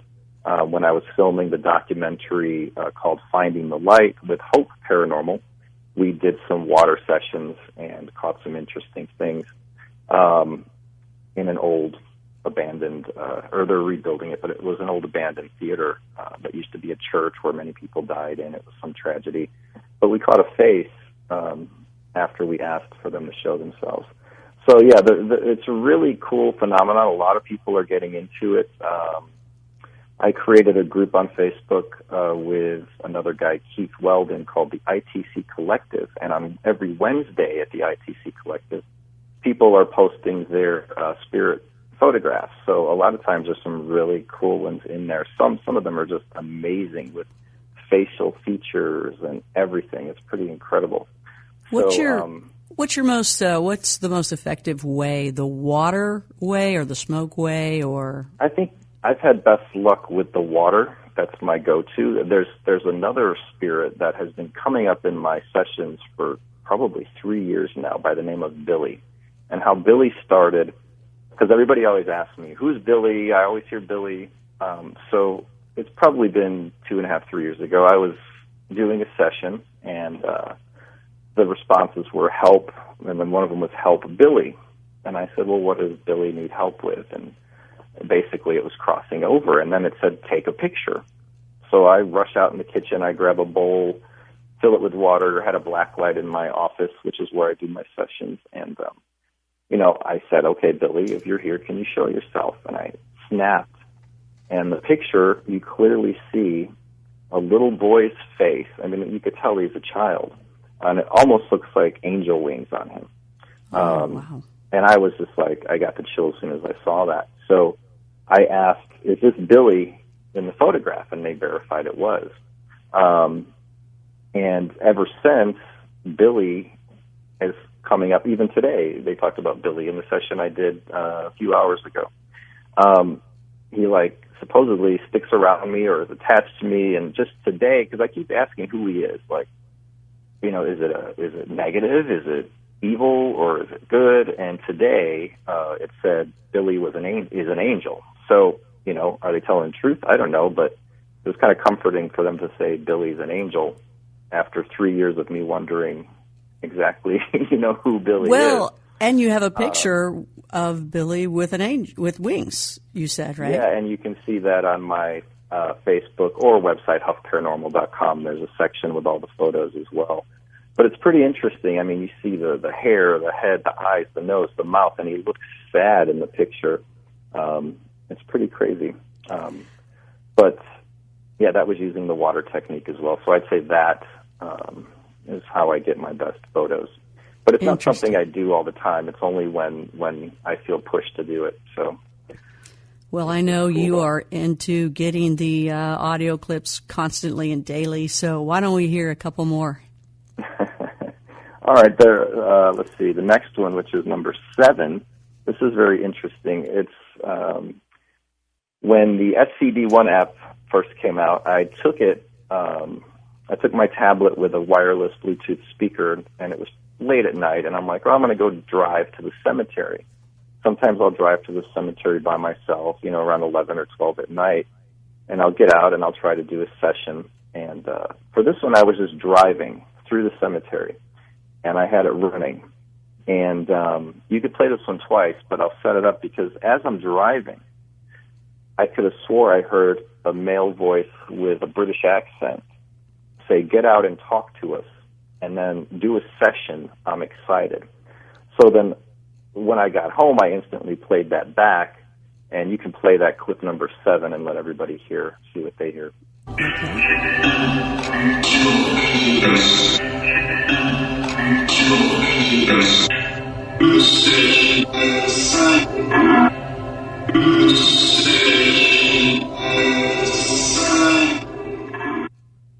Now, you need to tell me that one again there. I missed that one. Okay, so as I'm driving, I hear get out and talk to us. And I thought I heard get out and talk to us.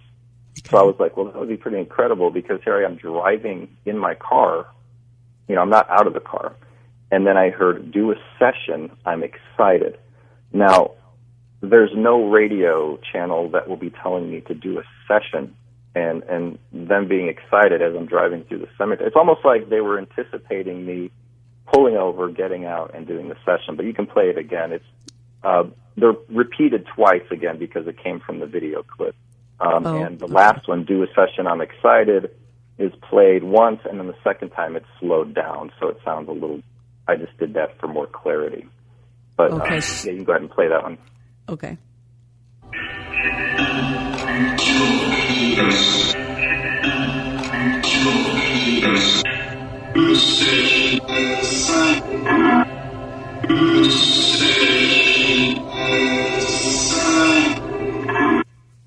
I see what you're saying. And one of the things that people that maybe this is the first time they've heard it, they're pulling in the phonetics and putting them together. And you do this so much that you get it immediately. Where like that one to me, you got to tell me, describe it a little bit more. Yeah, it also helps if you're watching it because you see me driving, and as I'm driving, it sounds clear on the YouTube because this is basically just pulled from the video. But one that's the next one here, we're going to go to number 9. This is really clear. You could just play it, and then I'll tell you about it after. So number 9. For the white light for you, for Archangel Michael to come down and take you up to heaven. So good night, God bless, and thank you. Thank you. Thank you. Thank you. Thank you. All right, I thank you guys. City of Timbuktu. I'm going to turn this off. Thank you. Thank you. Thank you. Thank you. Oh, wow. That was a whole bunch saying thank you. Yeah, so I'm saying thank you, and they're saying thank you, you know, and then it's wow. Like, so they're responding to my thank you by thanking me. And they do that all the time. That's just one of probably 20 clips I have of them saying thank you after I say it. So that, you know, that's proving that there's someone, something listening and responding. I mean, the odds of let's see, that was using the SCD-1. So the odds of it hitting on a radio channel saying thank you right at the moment I say thank you to them, I mean, what are the odds, you know? Let's hear that again, Nathan. Let's hear that again. You're right. You're right. For the white light for you, for Archangel Michael to come down and take you up to heaven. So good night, God bless, and thank you. Thank you. Thank you. Thank you. Thank you. All right, I thank you guys. City of Timbuktu. I'm going to turn this off. Thank you. Thank you. Thank you. Thank you. Wow, what you can pull out of that and all the stuff going on, that is pretty interesting. It's crazy. And you can tell the more that we play these that the responses, they almost sound unique the way they speak. You know, it's mind-boggling how this could work, but it does. Well, how do people react to you, Steve? How when the skeptics and the naysayers there? I know you have an incredible following, without a doubt, that also work on this and do the same things that you do. Yeah, I don't have any issues with skeptics. I mean, skeptics, it's healthy. You know, I mean, you have to question things. But I've had skeptics, you know, sit there and say, you're faking. So I'll say, well, why don't you come out with me sometime? We'll go on a session, or we'll do a session. You can listen to me play it back. So I offer that to people, and every time I offer it, they never want to do it.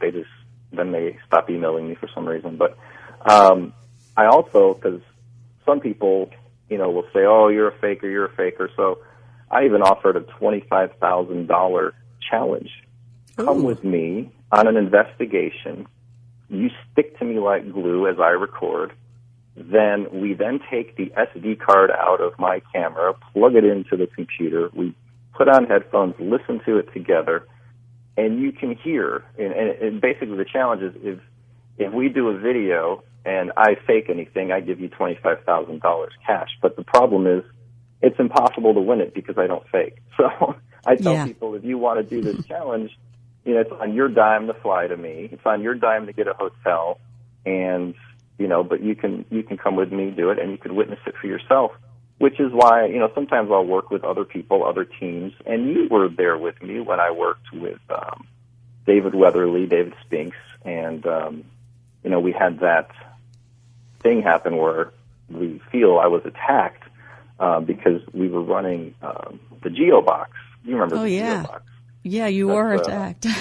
I was there. The physical spirit box made by George Brown, and it's so unique and so cool looking, and it has this weird ability to just only pull out the spirit voices. Now, it's not the easiest to understand because it's a little muffled sounding, but he's actually improving that. But when we were there in Virginia City, you know, we had it running, me and Dave and David, and we're filming, and it's basically saying there's a devil there, there's a demon there. They were saying it was coming to get me, and then within like seconds, I just felt like my head was going to explode. I got really nauseous, and I ran to the bathroom, and I threw up. And as I did that, they kept filming, and it was telling them that it got me and all this stuff, and it was so crazy. It took about 15, 20 minutes for me to shake that off because just had a really bad headache, and I just didn't feel right. it felt like something was on me or attacking me. And well, that was in the bedroom, right? That was the bedroom area? Yep. And was it the night before that you and I were hanging out up there, or the night after that? No, that was the night before. And if you remember, because, we had a bunch of people in this house that Anthony rented, and, some people were downstairs and the bedrooms were upstairs. So me and you were upstairs because I said, you can take this big room and I'll take this little room down the hall.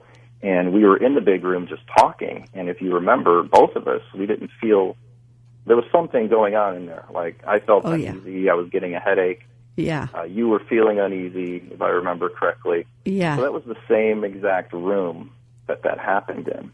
And nobody else wanted to be up there. And you and I were like, why isn't anybody up here? They must know something. They were all downstairs. I said, I'm going to take a bed, But then I remember not feeling good as I was going to sleep in the little room. And I was like, I was all balled up and cold. I remember I was cold and shivering, everything. Yeah. It was so bizarre. And then the next day is...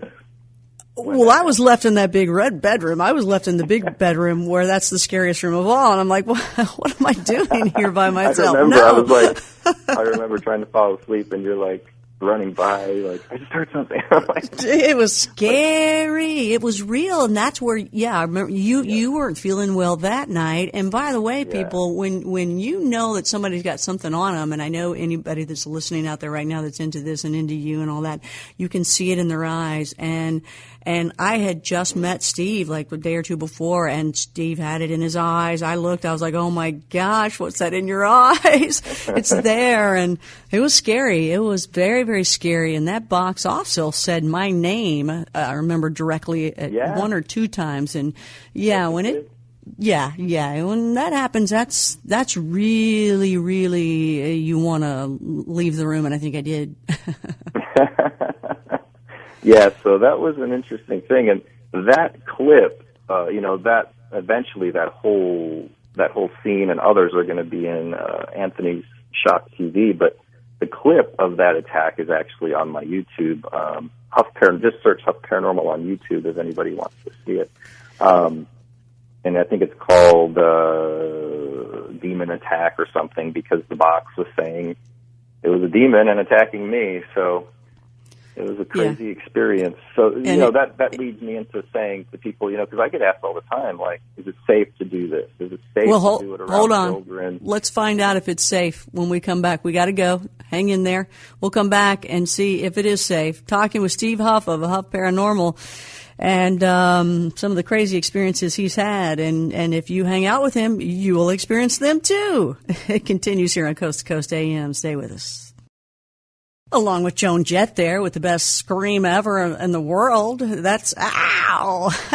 You got it tuned into Coast to Coast AM. Connie Willis here. And we have been talking with Steve Huff. We're going to talk with him a little bit more, actually a whole lot more. We're going to hear his clips.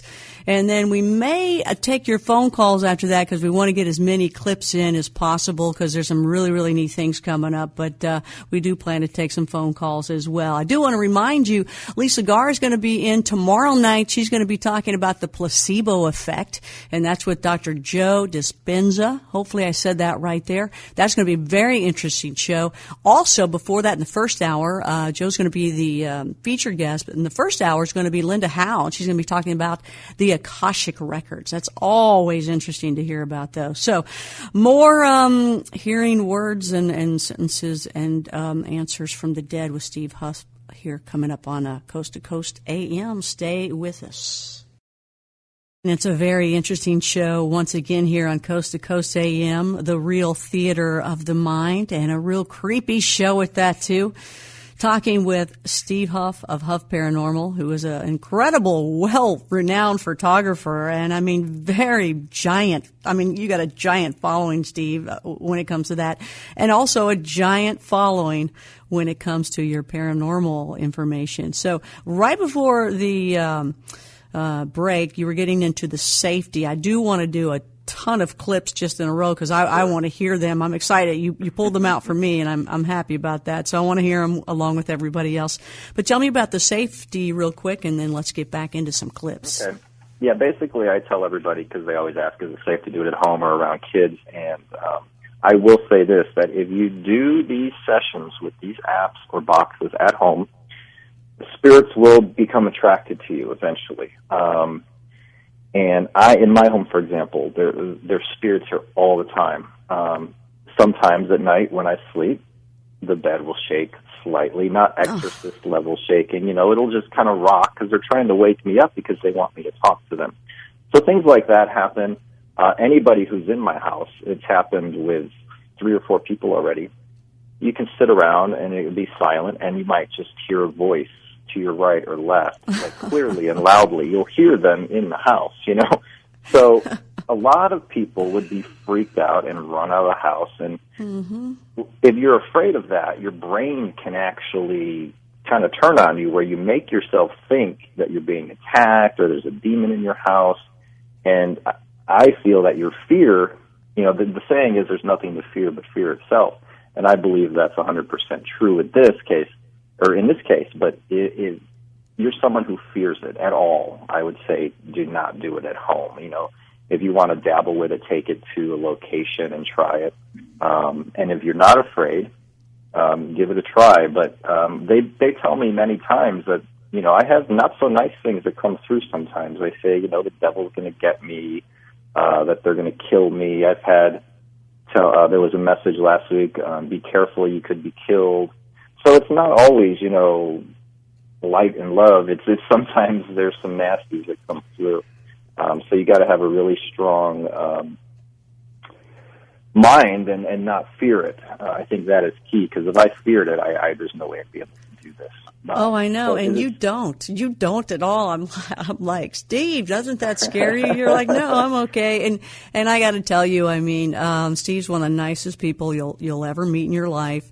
When you and Steve, I hope you don't mind me saying this, because I know I say this to you a couple times, but if you see his pictures of him, and he's very artsy, he's very wonderful with his photography. There's no question about it. He's a professional guy and a wonderful person, and loyal and faithful to his friends and family and girlfriend, fiance. Is she your fiance? Fiance, yeah. Fiance, I'm sorry. Okay, his fiance. But he will come across in the pictures as this mean big guy, and he's a gentle small guy. And I love you to death, so I've given your secret away. But I'm like, aren't you scared to death, Steve? And he's no. He's a brave one for sure. I'm used. I think what it is I'm used to it. The first couple months, I did get freaked out enough to the point where I quit, and I was getting out of it, and something drugged me back in, so here I am, Yes, now, something drugged you back in, yes. Exactly. So let's get on with the next clip. Let's do the clips here. Tell us some more. And let's get just pump through these so we can hear some good ones, and hopefully we can take some phone calls. But I know you have some really incredible clips. All right, let's go to this one. This is one of my favorites as well. I was testing. This is before the SCD-1 app came out, and I was beta testing it. And you hear me say, my name is Steve Huff. I'm telling them who I am. And you hear a man who sounds very much like Alfred Hitchcock tell me how it's spelt, basically. So you could play number 14. That would be that clip. S stands for Steve. I'm Steve Huff. Move with the man. Move with the man. Move with the man. What was that? He's saying spelt with an S. I say, my name is Steve. And he says spelt with an S. And I'm holding my coffee cup in the video with an S on it. But if you play it again, I say, my name is Steve, and whatever, and then he says spelt with an S. And it sounds like Alfred Hitchcock to me. Okay, let's hear that again. S stands for Steve. I'm Steve Huff. Move with the man. Move with the man. Move with the man. That does sound like Hitchcock, but I doubt. It's really odd. Wow. So it's spelled with an S. Wow. There's another one. Number 13. I kept getting a male spirit come in and say his name is Bert. And it was coming in constantly over any device I used. So when I was testing the SCD-1, I asked if Bert, I said, is Bert here? And you'll hear, this one's really clear, you'll hear the answer. So it's play number 13. On the other side. Yeah. You might want to play There's Bert here. He's on the other side. Yeah. So I Who say said Bert yeah? here, and you hear, he's on the other side, and then a woman says, yeah, but the male says he's on the other side really quickly. Oh, wow. Like, yeah, that wasn't me he's there, saying but he's on the yeah. other- Yeah, okay. Yeah. Wow. Okay, Bert here. He's on the other side. Yeah, that's Yeah. just one more time. Let's hear that. There's Bert here. He's on the other side. Yeah.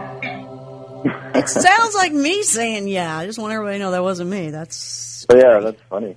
wow. Here's another one that was maybe 3 weeks ago. I was doing an Impossible Box session, and they were bringing up, or I was trying to do a crossover session. And you'll hear what it sounds like to me is we're wrapped in the light behind you. But play number 12. As I have for years, I ask that he comes down and helps any lost souls deserving of the light. Of the light.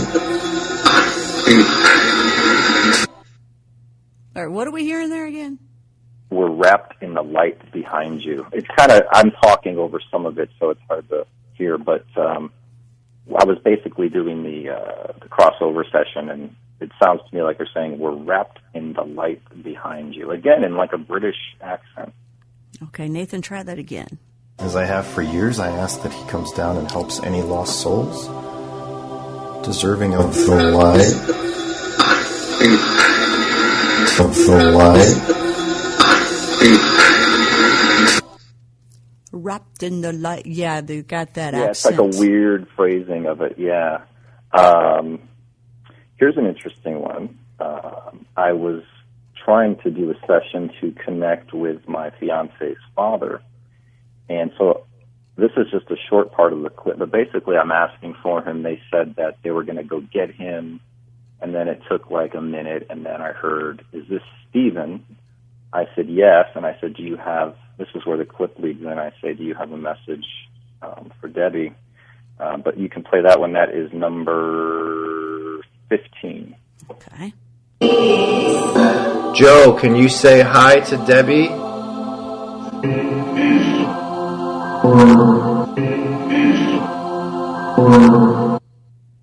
Is I that miss Deb? her is what he's saying. Oh, Yeah. I miss her. Okay, let's hear that Play it again. again and you'll hear it, yeah. Joe, can you say hi to Debbie?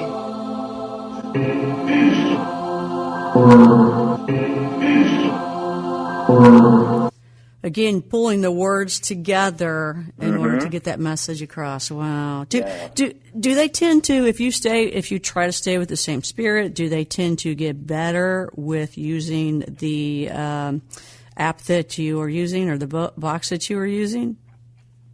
I'm sorry, what was the question again?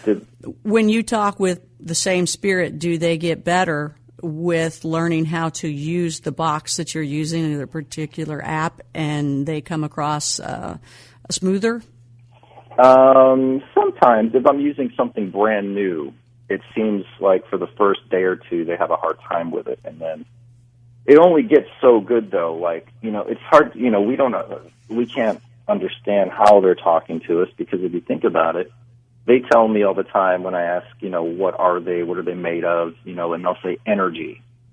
So they're energy, but they don't have a physical voice box. They don't have a brain. They don't, so you start wondering how this energy can basically sit there and talk to you and answer your questions.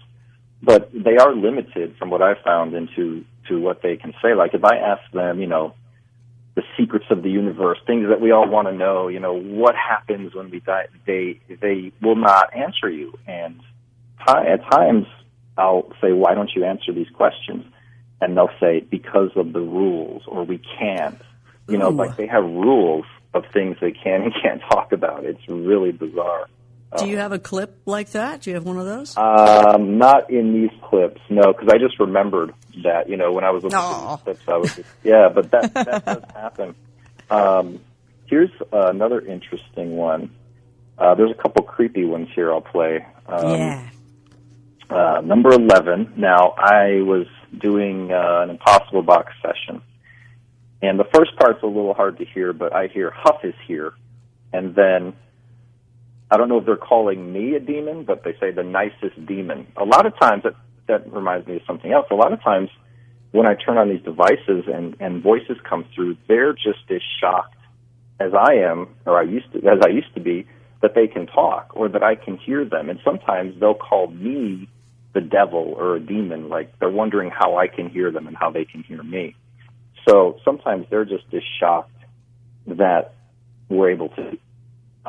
So here, play that one, and we'll see what that sounds like. Who's here? Bishop of What did they say? When I say, who is here, I hear Huff is here, the nicest demon. You play that again. Who's here? Bishop of Oh my gosh, I heard nicest demon at the end. Oh my gosh, that was awful. Demon. Yeah. Do that again, do that again. Who's here? Bishop of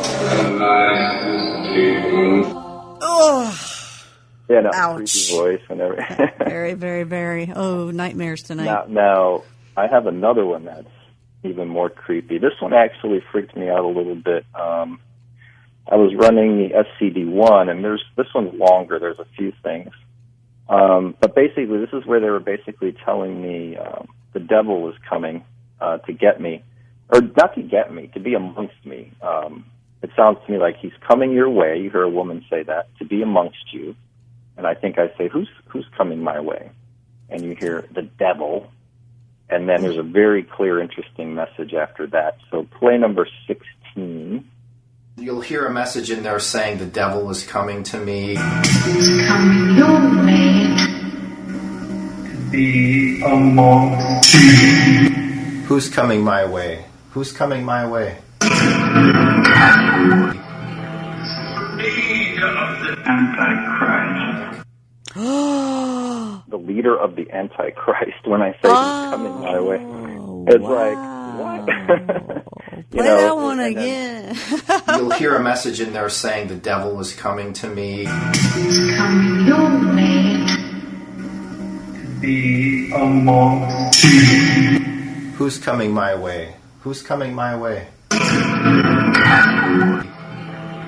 Leader of the Antichrist. Oh, yeah, I heard the devil and then the Antichrist, yeah. And the leader of the Antichrist, yes. So that was really creepy because there was like 2 or 3 days in a row I was getting nothing but negative, devil, demon, and I was like, okay, maybe I better slow it down a bit because I don't want something, to happen.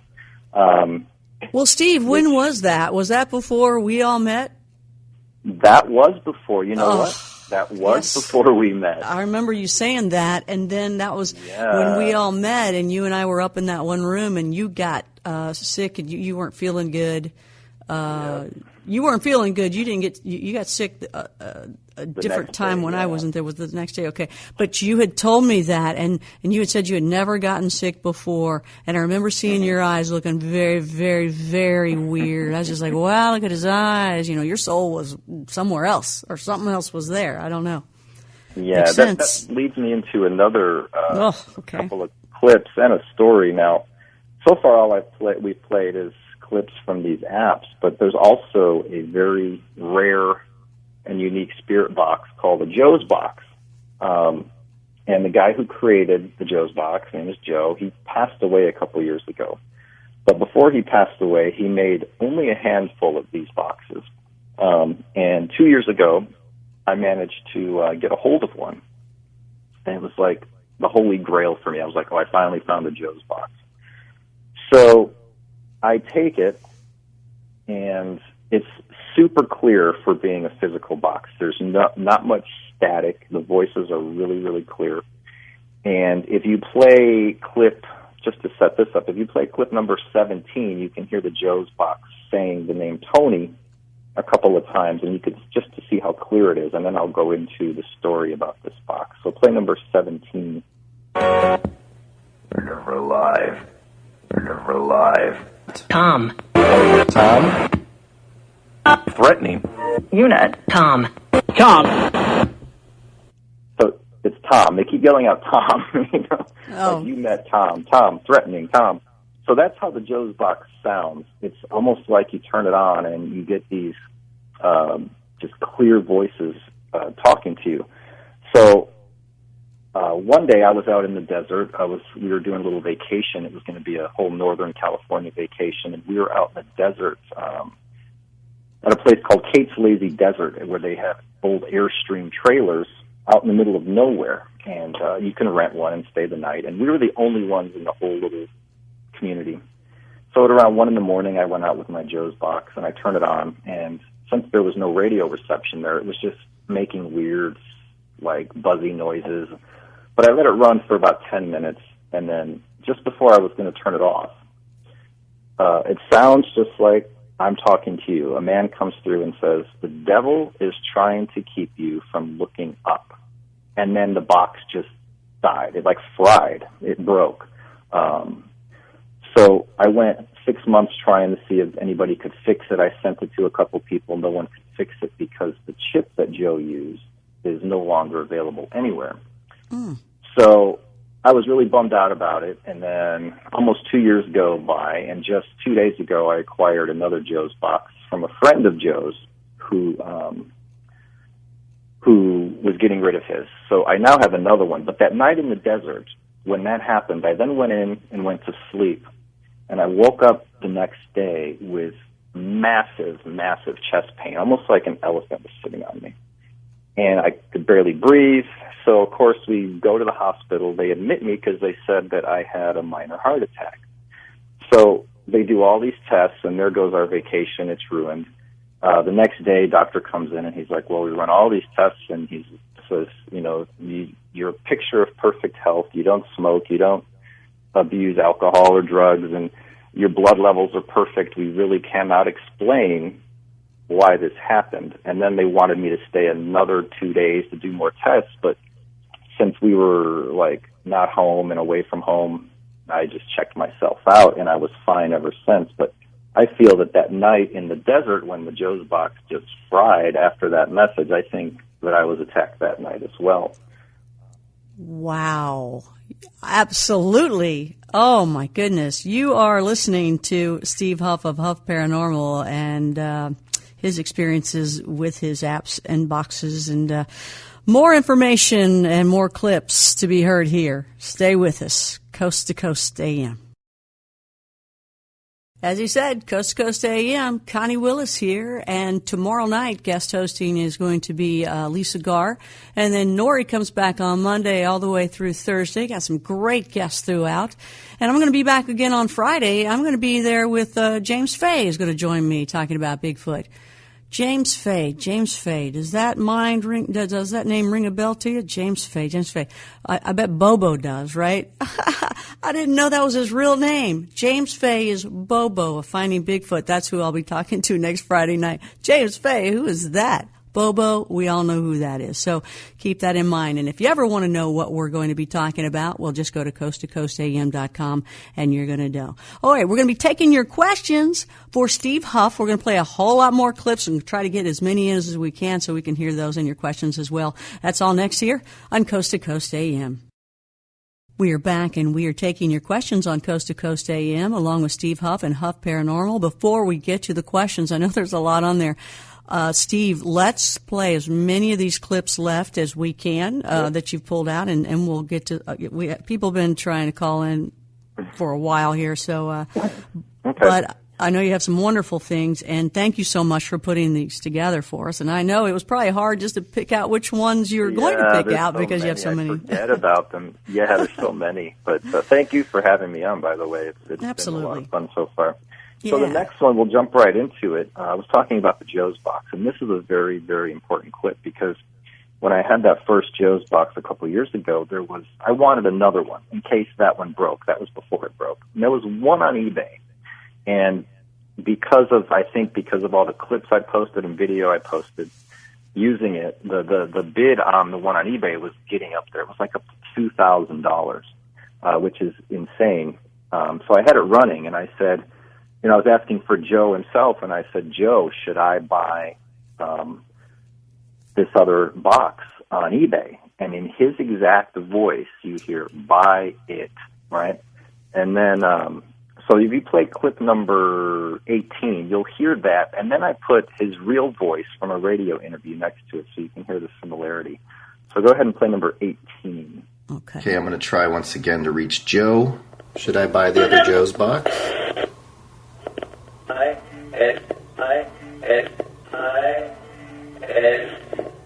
And now a clip of his real voice from a radio interview, followed by the Joe's box buy it clip. And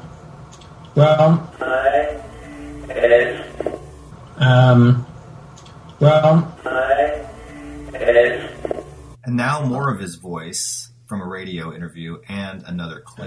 I looked around on the internet for some ideas. 1 if 2. 1 if 2. I looked around on the internet for some ideas. 1 if 2. What was he saying there at the end? What was that? 1, don't get 2. Now, I don't know if he was saying, I already have 1, don't get 2 of them, or if he was saying, try to find number 1, don't buy number 2, because there was only a handful of them made. But the voice is uncanny. I mean, it's absolutely. Yeah, exactly. The video on YouTube, everybody who watches it says, oh my goodness, that's his voice without a question. His voice. So, yeah. The funny thing is I get this new Joe's box, and the first 2 sessions I did, they're talking about Joe. So it's like, I don't know if it's just like, I'm waiting to see if he'll come through the new one. Steve, what do you think they're doing? What are they sitting there? What have you found out by asking questions? Are they hanging out in some room waiting for someone to pull them over, take them over? Is that what's next? Or is that a purgatory? I mean, what is it? I see it as like a purgatory. The way they have described it to me is some have described it as very gray. When I say, what do you see? They'll say gray, foggy. And then when I do the sessions, many times they will say they're all in my room sitting behind me. Like they're sitting all behind me, taking their turns coming through the box to talk. Wow. And they can see me. I can hold up a device and say, what am I holding? I just did a video 2 days ago. I held up a camera. I said, what am I holding up? And they say, a camera, crystal clear. So they see us, and we do not see them. But they seem just as confused about where they are as we do. Wow. So, this could be, bad people in life. I had a message saying they were all rapists and murderers. So, I think there's 2 different areas you can tap into. One being these, fallen angels, earthbound spirits, people who are stuck. And then with more dedication, which for me takes meditation, focus, and patience, to try to contact someone who's already crossed over. I believe I've done that on a couple of occasions as well. But let's go to the next clip. We're starting to get to some interesting ones. One video that a lot of people have found my channel on was the week Robin Williams passed away. I was doing sessions in my house almost nightly at that time, and I didn't ask for him, but I had it running, and I heard what sounded exactly like his voice. So was this right after? And this was right after he passed. Yeah, the next day. I think it was the next day. Before you play that clip, let me ask you your expertise on this. When is the best time to ask for someone specific? Not that you did him.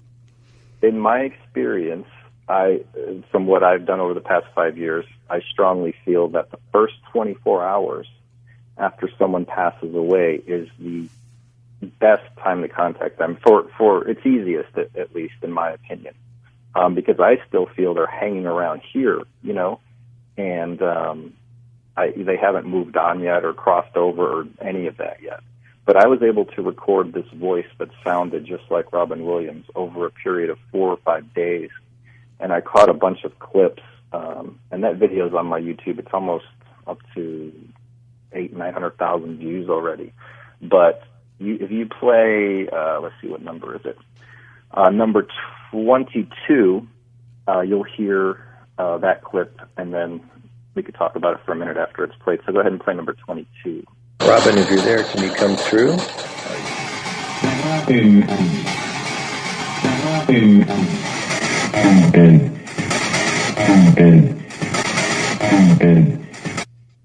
Is that Robin, I'm dead? I'm dead. Yeah, the first one sounds like, can Robin come? And then I hear, I'm dead. And to me, that I'm dead, it sounds so much like his voice. Yeah. And then there was more after that in the video. But if you play it again and listen again. And yeah, let's do that. Robin, if you're there, can you come through?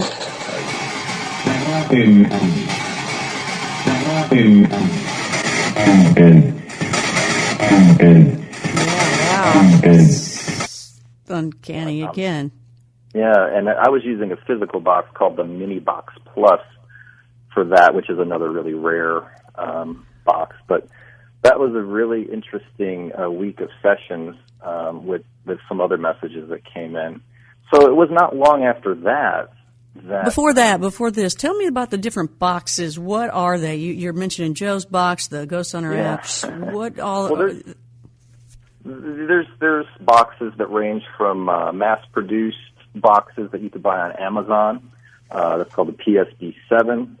That's like $70, but I'm not a big fan of that one because it's so noisy and it's like got this, and it just kind of gives you a headache after a while. There's that one, and then there's a group of people, that are basically box builders who their expertise is building spirit boxes. And like, for example, Joe, he passed away, so there's no more Joe's boxes. The Mini Box was another box way ahead of its time that was cutting out the noise. And the person who made that box, I believe his name is Ron Ricketts, he passed away as well, so there's no more of those. Then you have the Geo Box, which is current and made by George Brown, and that's a beautiful box. And then there's other people who make boxes. Some are good, some are really good, and some are average, but there's like a whole community online of people who are really passionate about this work. And, some make apps, some make boxes, some are researchers, and it's like a big family, it's pretty cool. And then you added the portal. The portal, which is, you can plug any box into or any app, and the goal of the portal is to try to cut out any radio chatter or noise and only allow spirit voices to come through. Now, it doesn't always work just like that, but if you have a connection, like we recently used it in Florida for that documentary, and it was nonstop the same voice having a conversation with us, it was pretty amazing. So sometimes it just is like jaw-dropping, out of this world, and other times you do get some chatter coming through, but it improves any device greatly. And I don't sell the portal. I will state that on my website at huffparanormal.com, there's instructions on how to make it with links to the parts you need, and it's a skill level of maybe 1 out of 10 to build it. It's really easy. So yeah, anybody can make this, buy the parts, build it themselves. You can buy all the parts on Amazon if you're interested. So it's a really cool device. It looks cool too. So. And you're the only one doing a portal, right? You're it. That's something you came up with. I'm the guy who designed it, came up with it, and I put the instructions out there. I think now there's probably just over 100 of them that have been made by people, and they're using them online, and they're showing their videos with them. And people are really, really liking it. Yeah, I thank you for sending me yours, and I'm scared of it. I just want you to know it's a scary thing. It's a scary piece. It's a heavy piece, very well-made piece. Yeah. I can add that to the apps that Anthony sent to me before. But man, it's scary. I can feel the power from it without even turning it on right now. I mean, it's a really freaky. Cool device. So yeah. So, all right, so we just heard this Robin Williams now. Yeah. Not too long after Robin Williams passed, if you remember, Joan Rivers passed away. And I was doing a session, and I thought I heard her voice. So, I started asking. And I have 2 clips here. The first one, you'll hear what sounds like her voice saying something. And to me, it sounds like she's saying "so hot." And then there's another voice that sounds like it's saying "dead," after I ask if she's there. So you could play number 20. Okay. Joan, can you hear me? So hot. So hot. So hot. I thought I heard Joan Rivers. Is Joan here?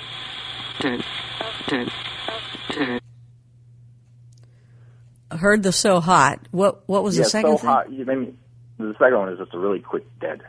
And I repeated it 3 times, but it's just a really quick dead after I asked if she's there. But the so hot, it sounds like so hot. I'm not sure what's being said. It sounds just like her. Yes. Yeah, so if you play that again, just listen to the voice. She had a very unmistakable voice. Joan, can you hear me? So hot. So hot. So hot. I thought I heard Joan Rivers. Is Joan here?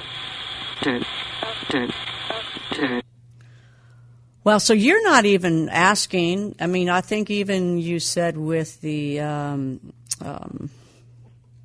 with the Robin Williams, I did. With the Robin Williams, yeah, you weren't asking. I just heard the voice, and then I started asking after I heard the voice. So it's like they know you're there; they're coming your way. Yeah. So this next one is really, really cool. It's another Joan Rivers. So this is after I heard her voice, and I started asking. So I basically say, "Do you have anything to say to anyone or your fans?" And you'll hear that's number 21. Is there a message you want to leave for anyone?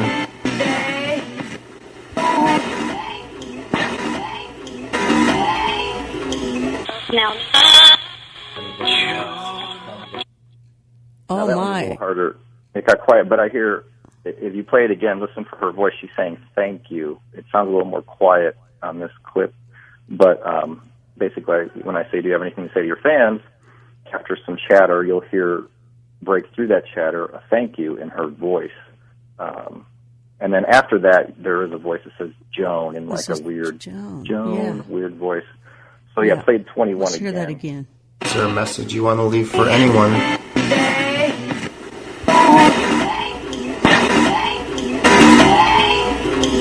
No. Whoa. Yeah, so thank you is there, like, you know, in her voice, you know, she had that unique voice, so. And it doesn't sound out of line for her to say that either, you know. It's not like it's just something out of the blue, maybe, and she would not say that. But I think she would probably say something like, thank you. So that was really fun. And let's just jump right into another one. Okay. This one is really cool. Now, I did a session with a team called Chill Seekers. They're one of my favorite paranormal teams. Mm-hmm. We went to Murphy's, California, and it's when I first made the portal, so we were kind of giving it a test. And this was the day we were leaving, and we were doing one last session in a room, basically thanking him for coming through and all of that. But the night before, we had the portal running in the bar, and through the portal, you hear a woman say, would you like a tall drink? And then you hear someone throw a beer bottle. Like, we hear sometimes environmental noises through the portal as well, like somebody threw a beer bottle. So in this clip, I'm asking who it was that threw the beer bottle, and that should be number 23. Thanks for calling. Thanks for coming. You say, thanks for coming. Thank you for having us. Yeah, thanks for letting us come and speak with you and try to connect with you. Where you from? Where you from? Did any of you guys break a bottle last night in the bar? Yeah. Wow, he sounded Australian even. Yeah, so the first one was like, thanks for coming. It was really quick, and that's why, thanks for coming, yeah. And then they say, dude, where are you from? And you hear me say, where am I from, whatever. But then when I say, was that you that broke the bottle? He goes, yeah. It's just so funny because we were all there listening in real time. Let's hear that again. Let's hear that again. Thanks for calling. Thanks for coming. You say, thanks for coming. Thank you for having us. Yeah, thanks for letting us come and speak with you and try to connect with you. Where you from? Where you from? Did any of you guys break a bottle last night in the bar? Yeah. Yeah. Oh, wow, and it's the same voice as previous, the same sound. And that little session goes on, and basically it's like they were thanking us for being there for a day or two, and it was really cool. So there's two more clips, actually. I just sent them in today. I don't know if they're numbered, but this one is called You Make It Easy. That's the file name. And basically this happened today, or it might have been, it was today.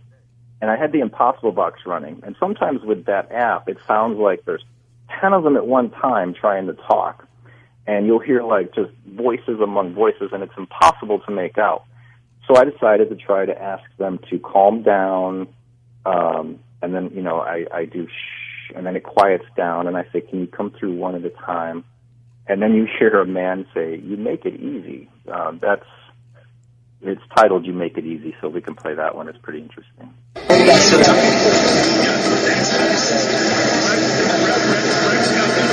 Calm down, please. Can you do one at a time?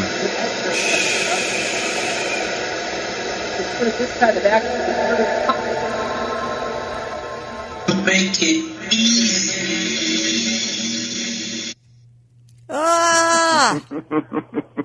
Let's do that one more time for the break here. Let's do that again.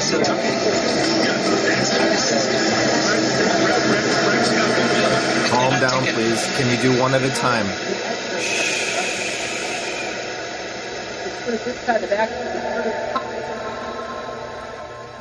Make it easy. Oh my! Wow! Wow! We'll talk maybe a little bit more about that if that hasn't creeped you out. We got more to come here with Steve Huff and from Huff Paranormal. I'm Connie Willis. Stick around with more on Coast to Coast AM. And the most listened to overnight radio program in North America, it's Coast to Coast AM. Connie Willis with Aerosmith and Run DMC. And hey, that was the Fast Kate song when I was growing up. We were jamming to that one without a doubt. Thank you for jamming with me tonight, staying with me and hanging out. We are going to try to take your calls here. We want to get through a few more clips here with Steve Huff and Huff Paranormal because they're very interesting to listen to. Hang in there on the phone lines. We got you. It's our final segment, and it's been a great time and still, woohoo, creepy stuff. Steve Huff here on Coast to Coast AM.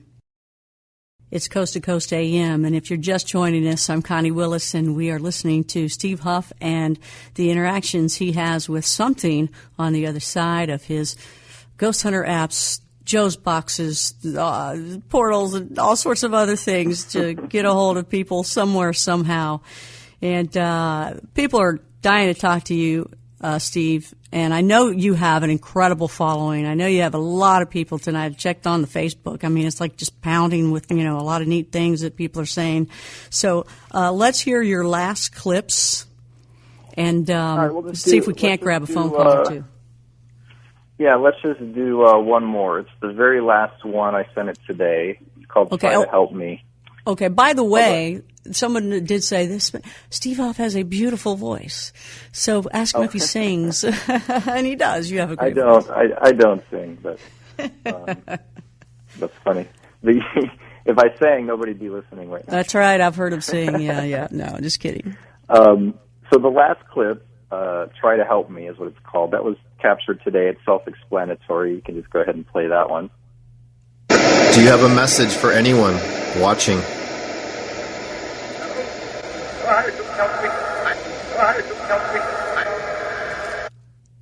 What do you say? Like try to help me? Try to help me, and it sounds like a desperate older gentleman saying it, and you can hear like the emotion in his voice. Play it again and listen to his voice. Do you have a message for anyone watching?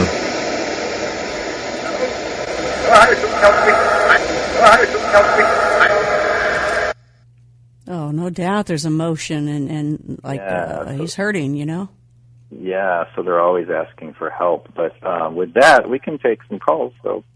Oh, no. Well, wait, hold on here. Wait a minute. So you hear a lot of I heard a lot of emotion, some of the things you played us tonight. And I've heard some more of your stuff before, and it was emotional and conversational and pure sentences and more when you've asked them questions. I mean, again, well, what do you think death is. Just what is death to you, and what have you learned the most from doing these things?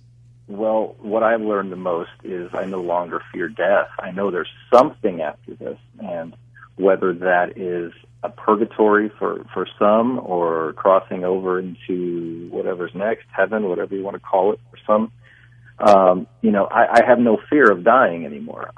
So when that day comes for me, I know that I'm going to be on the other side. And I tell people, on my pages, if something happens to me, I want you to turn your boxes on the moment you hear of something happening to me, because I'm not only going to be a researcher on this side, I want to be a researcher on that side to prove that, yes, this is possible and something's happening with it. So, I've learned a lot. I've learned to be patient. When I do these sessions, one of my key tips I tell people is always be respectful, always be positive in life, treat everybody with kindness, just be a good person. And I think that these spirits are attracted to people like that. And with time, dedication, I think anybody can do this if they wanted to. You just have to have that dedication. So. And I know a lot of people talk to you and say, "Hey, don't do anything." After somebody passes away, they ask you, "Don't do anything. It's too soon," and they say that it's not a nice thing. My reply to that is, I'm a researcher first and foremost, and I'm trying to find answers to, can we connect or talk to people once they pass away? And for me, as I said, I find it easiest within the first 24 hours. I have sessions that I've recorded from people who have passed that I've never published or never posted. And I'm going to release them one day in a special project I'm thinking about doing. But to me, that is when the best time to do it, when you're going to have the most luck of doing it. The longer time goes on, I feel the harder it gets. I see nothing wrong with it, because I see death as natural. We all die. It's the thing that we all go through eventually. So it's a part of life. It's a part of this life on Earth, which I feel is just a big learning experience for your soul. So be kind, be positive, be happy. Well, if I get hit by a bus or a truck or anything, I'm coming right to you first. I'm going to smack you around, wake you up in the middle of the night, go, hey, turn on, talk to me. In my bed, yep. Yeah, I'm going to get your attention. Well, let's go ahead and take some phone calls. I tell you what, I appreciate that this one person's been hanging on for a long time. First-time caller as well in Rochester, New York. RJ, what's your question? And thanks for hanging in there. Oh, problem, guys. Thanks for having me. Real quick, I'm 30 years old. I've been a big skeptic of a lot of these types of things, but my whole life, very interested in it. However, recently, past month especially, I've been witnessing things. I've got it on video recordings, hours upon hours, just unbelievable things that I show my family, and they don't know how to respond. They look at me like, "Are you crazy? Are you?" I mean, they're seeing what I'm seeing. I don't think, like, my mother's father appeared, my grandfather, my dog, just yours, anyway, I want to take up too much time. My question is, what is this all about? Like, I can't seem to get rid of this, or I try to get away from it, not because of fear or anything, but I get stuck. I'm in the middle of doing work, and I'll see something, and I'll sidetrack, and I'll get, I'll lose focus on what I'm doing, and it seems to be very detrimental to moving forward with goals here, and it's making very. It's distracting you, is what you're saying. Is that what you're saying? Yeah, in more ways than I ever thought possible, ever. So. And I don't know how did you handle it, and when did you decide what you were seeing? My first reaction was fear when I first got into this, and within a month and a half, I got out of it. I deleted my YouTube channel, I sold all my equipment, and when I did that, I realized that it was my fear holding me back, that I wasn't being harmed, I wasn't being hurt, I wasn't being scratched or pushed. So then I said, well, what am I afraid of? So then I embraced it, and I just went all in. But this is a big part of my life. If you're not interested in researching or delving into this, the best thing you can try to do is ignore it. But if you're getting bothered to the point where it's distracting, then it sounds to me like somebody is trying to communicate with you or connect with you or something. They want your attention. So you can either try to record, get EVPs. You don't need anything but a recorder for that. See if you get anything or ask what they're looking for, and you might get an answer. But I would try to not fear it, because fearing it is when I found it can really mess with your head, because, you know, you start thinking they're watching you while you sleep or, you know, all this crazy stuff. But the fact remains is, you know, here in my house, there's so much activity, but it's not like you see in the movies. You know, things aren't flying off my shelves and I'm not being harmed. So I'm okay with it, but I guess it all depends on your comfort level, you know, what you want to do with that. RJ, thank you very much for your call. We're going to try to grab some other ones here real quick, and none of that stuff has happened to you yet, Steve. So hang in there. You never know. There's always a yet. Yeah, I know. West of the Rockies, Creighton Talbot has been hanging in there waiting for us as well from Tacoma, Washington. Hey there, Creighton. Hey, how y'all doing? Great. Good. How? Excellent. Miss Wills, Mr. Huff, it's a pleasure to talk to you. Do you mind if I call you Connie and Steve? Absolutely. Sure. Okay, you absolutely mind, or it's cool. Sorry about that. Anyway, I really enjoy, let me give you like a 4-second qualification. I have a master's degree as a therapist of behavioral psychology, and also I've worked with acute patients, drug addicts, and so forth. But for over the last 30-something years, I've worked with children that had been involved in the occult, or overbearing weird Christian sex and stuff like that. Mm-hmm. And so that's to qualify me. I got into EVPs. I've been a long-time listener since back when the X-Files were started. This is when I first found Coast to Coast, and so I've been a faithful listener since then. This is just the 3rd or 4th time I've ever called in, and because I do EVPs myself. My questions are, number one, real quick, I find that the best places to pick up EVPs are in nursing homes and hospitals, not cemeteries or haunted houses. Sure. I go into and I want to know if you agree with that. And some of us, I discovered when I was a young kid that there's 17% of the world's population that have a certain kind of way their brain works. We see things in pictures and then explain it in words, where everybody else sees things in words and tries to explain it in pictures. And I'm one of the 17%. And so, I have a lot of anxiety attacks. But the thing is that do you find that, have you seen any of these spirits? Like I have dead people cruising through my house. And I heard you earlier address about the dangers, of having the kids and so forth around. And I would really jump on top of that. If it hadn't been for a couple of Freemason teachers of mine, I would be lost, because I was into mysticism in high school, and I was going arrogant over the line, doing silly things, and doing invocational and talismanic magic and stuff. And they saw what was happening to me, and they pulled me out, put me on the right track. Thank God. And so my questions are like, do you find that it's easier to get EVPs in hospitals and nursing homes rather than funeral homes and haunted houses? And two, have you seen spirits, or do you get visitations by them? Like the other night, I had my watch. I'd been missing for 3 days, and we couldn't find it anywhere. And I was standing at my kitchen table, and I just straightened everything up. I turned around to the sink. Then I turned around and there was my watch. And this happens with my keys and stuff all the time. And if I was stuck here on the earth after I died, I would find that I would be pretty bored and try to amuse myself more than putting gasoline under people's car handles. They just kind of old pretty quick. And then the last thing is that I've discovered that a lot of people that are earthbound, or they died suddenly, violently, or they're afraid to go in or cross over because they're afraid of judgment. Now, do you agree with any of those things?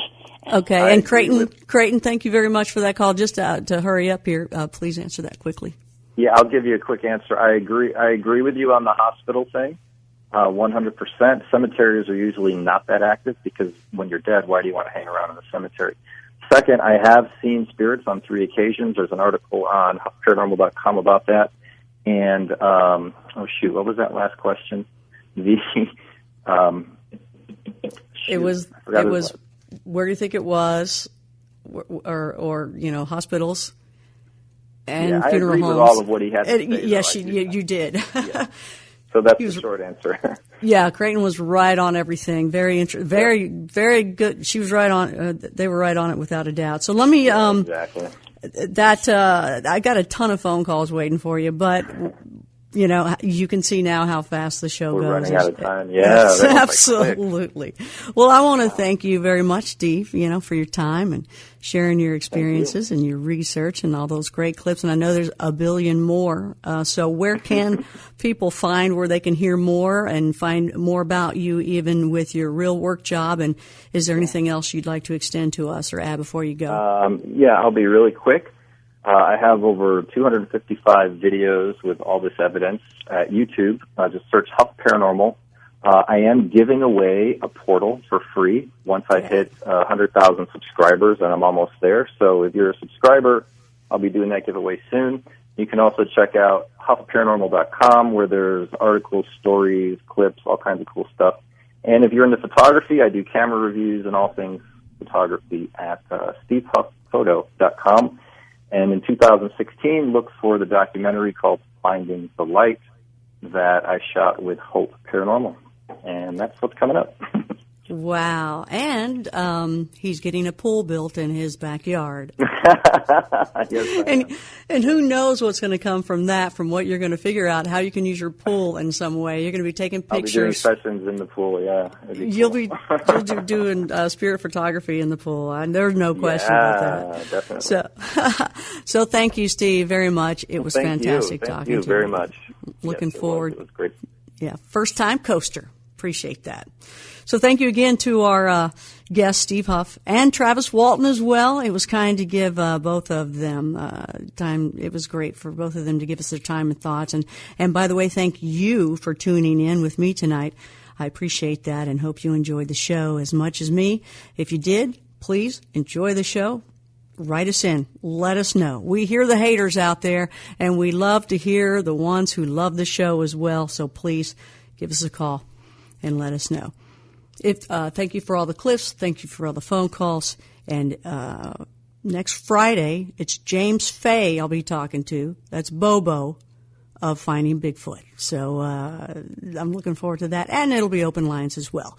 So from the 840 WHAS studios of iHeartMedia in Louisville, Kentucky, many thanks going out to Bill May, Kelly Carls, Kirk Wesley, Tim Banal, Les Lonehood, Stephanie Smith, Chris Burrows, Dan Galante, G. Lee, thank you very much, Tommy Danheiser, Sean Ladisseur, Nathan Staten, helping us out with the phone calls tonight and getting those clips in, Lisa Lyon, George Knapp, and, of course, George Norrie.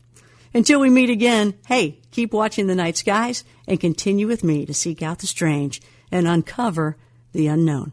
For Coast to Coast AM, I'm Connie Willis.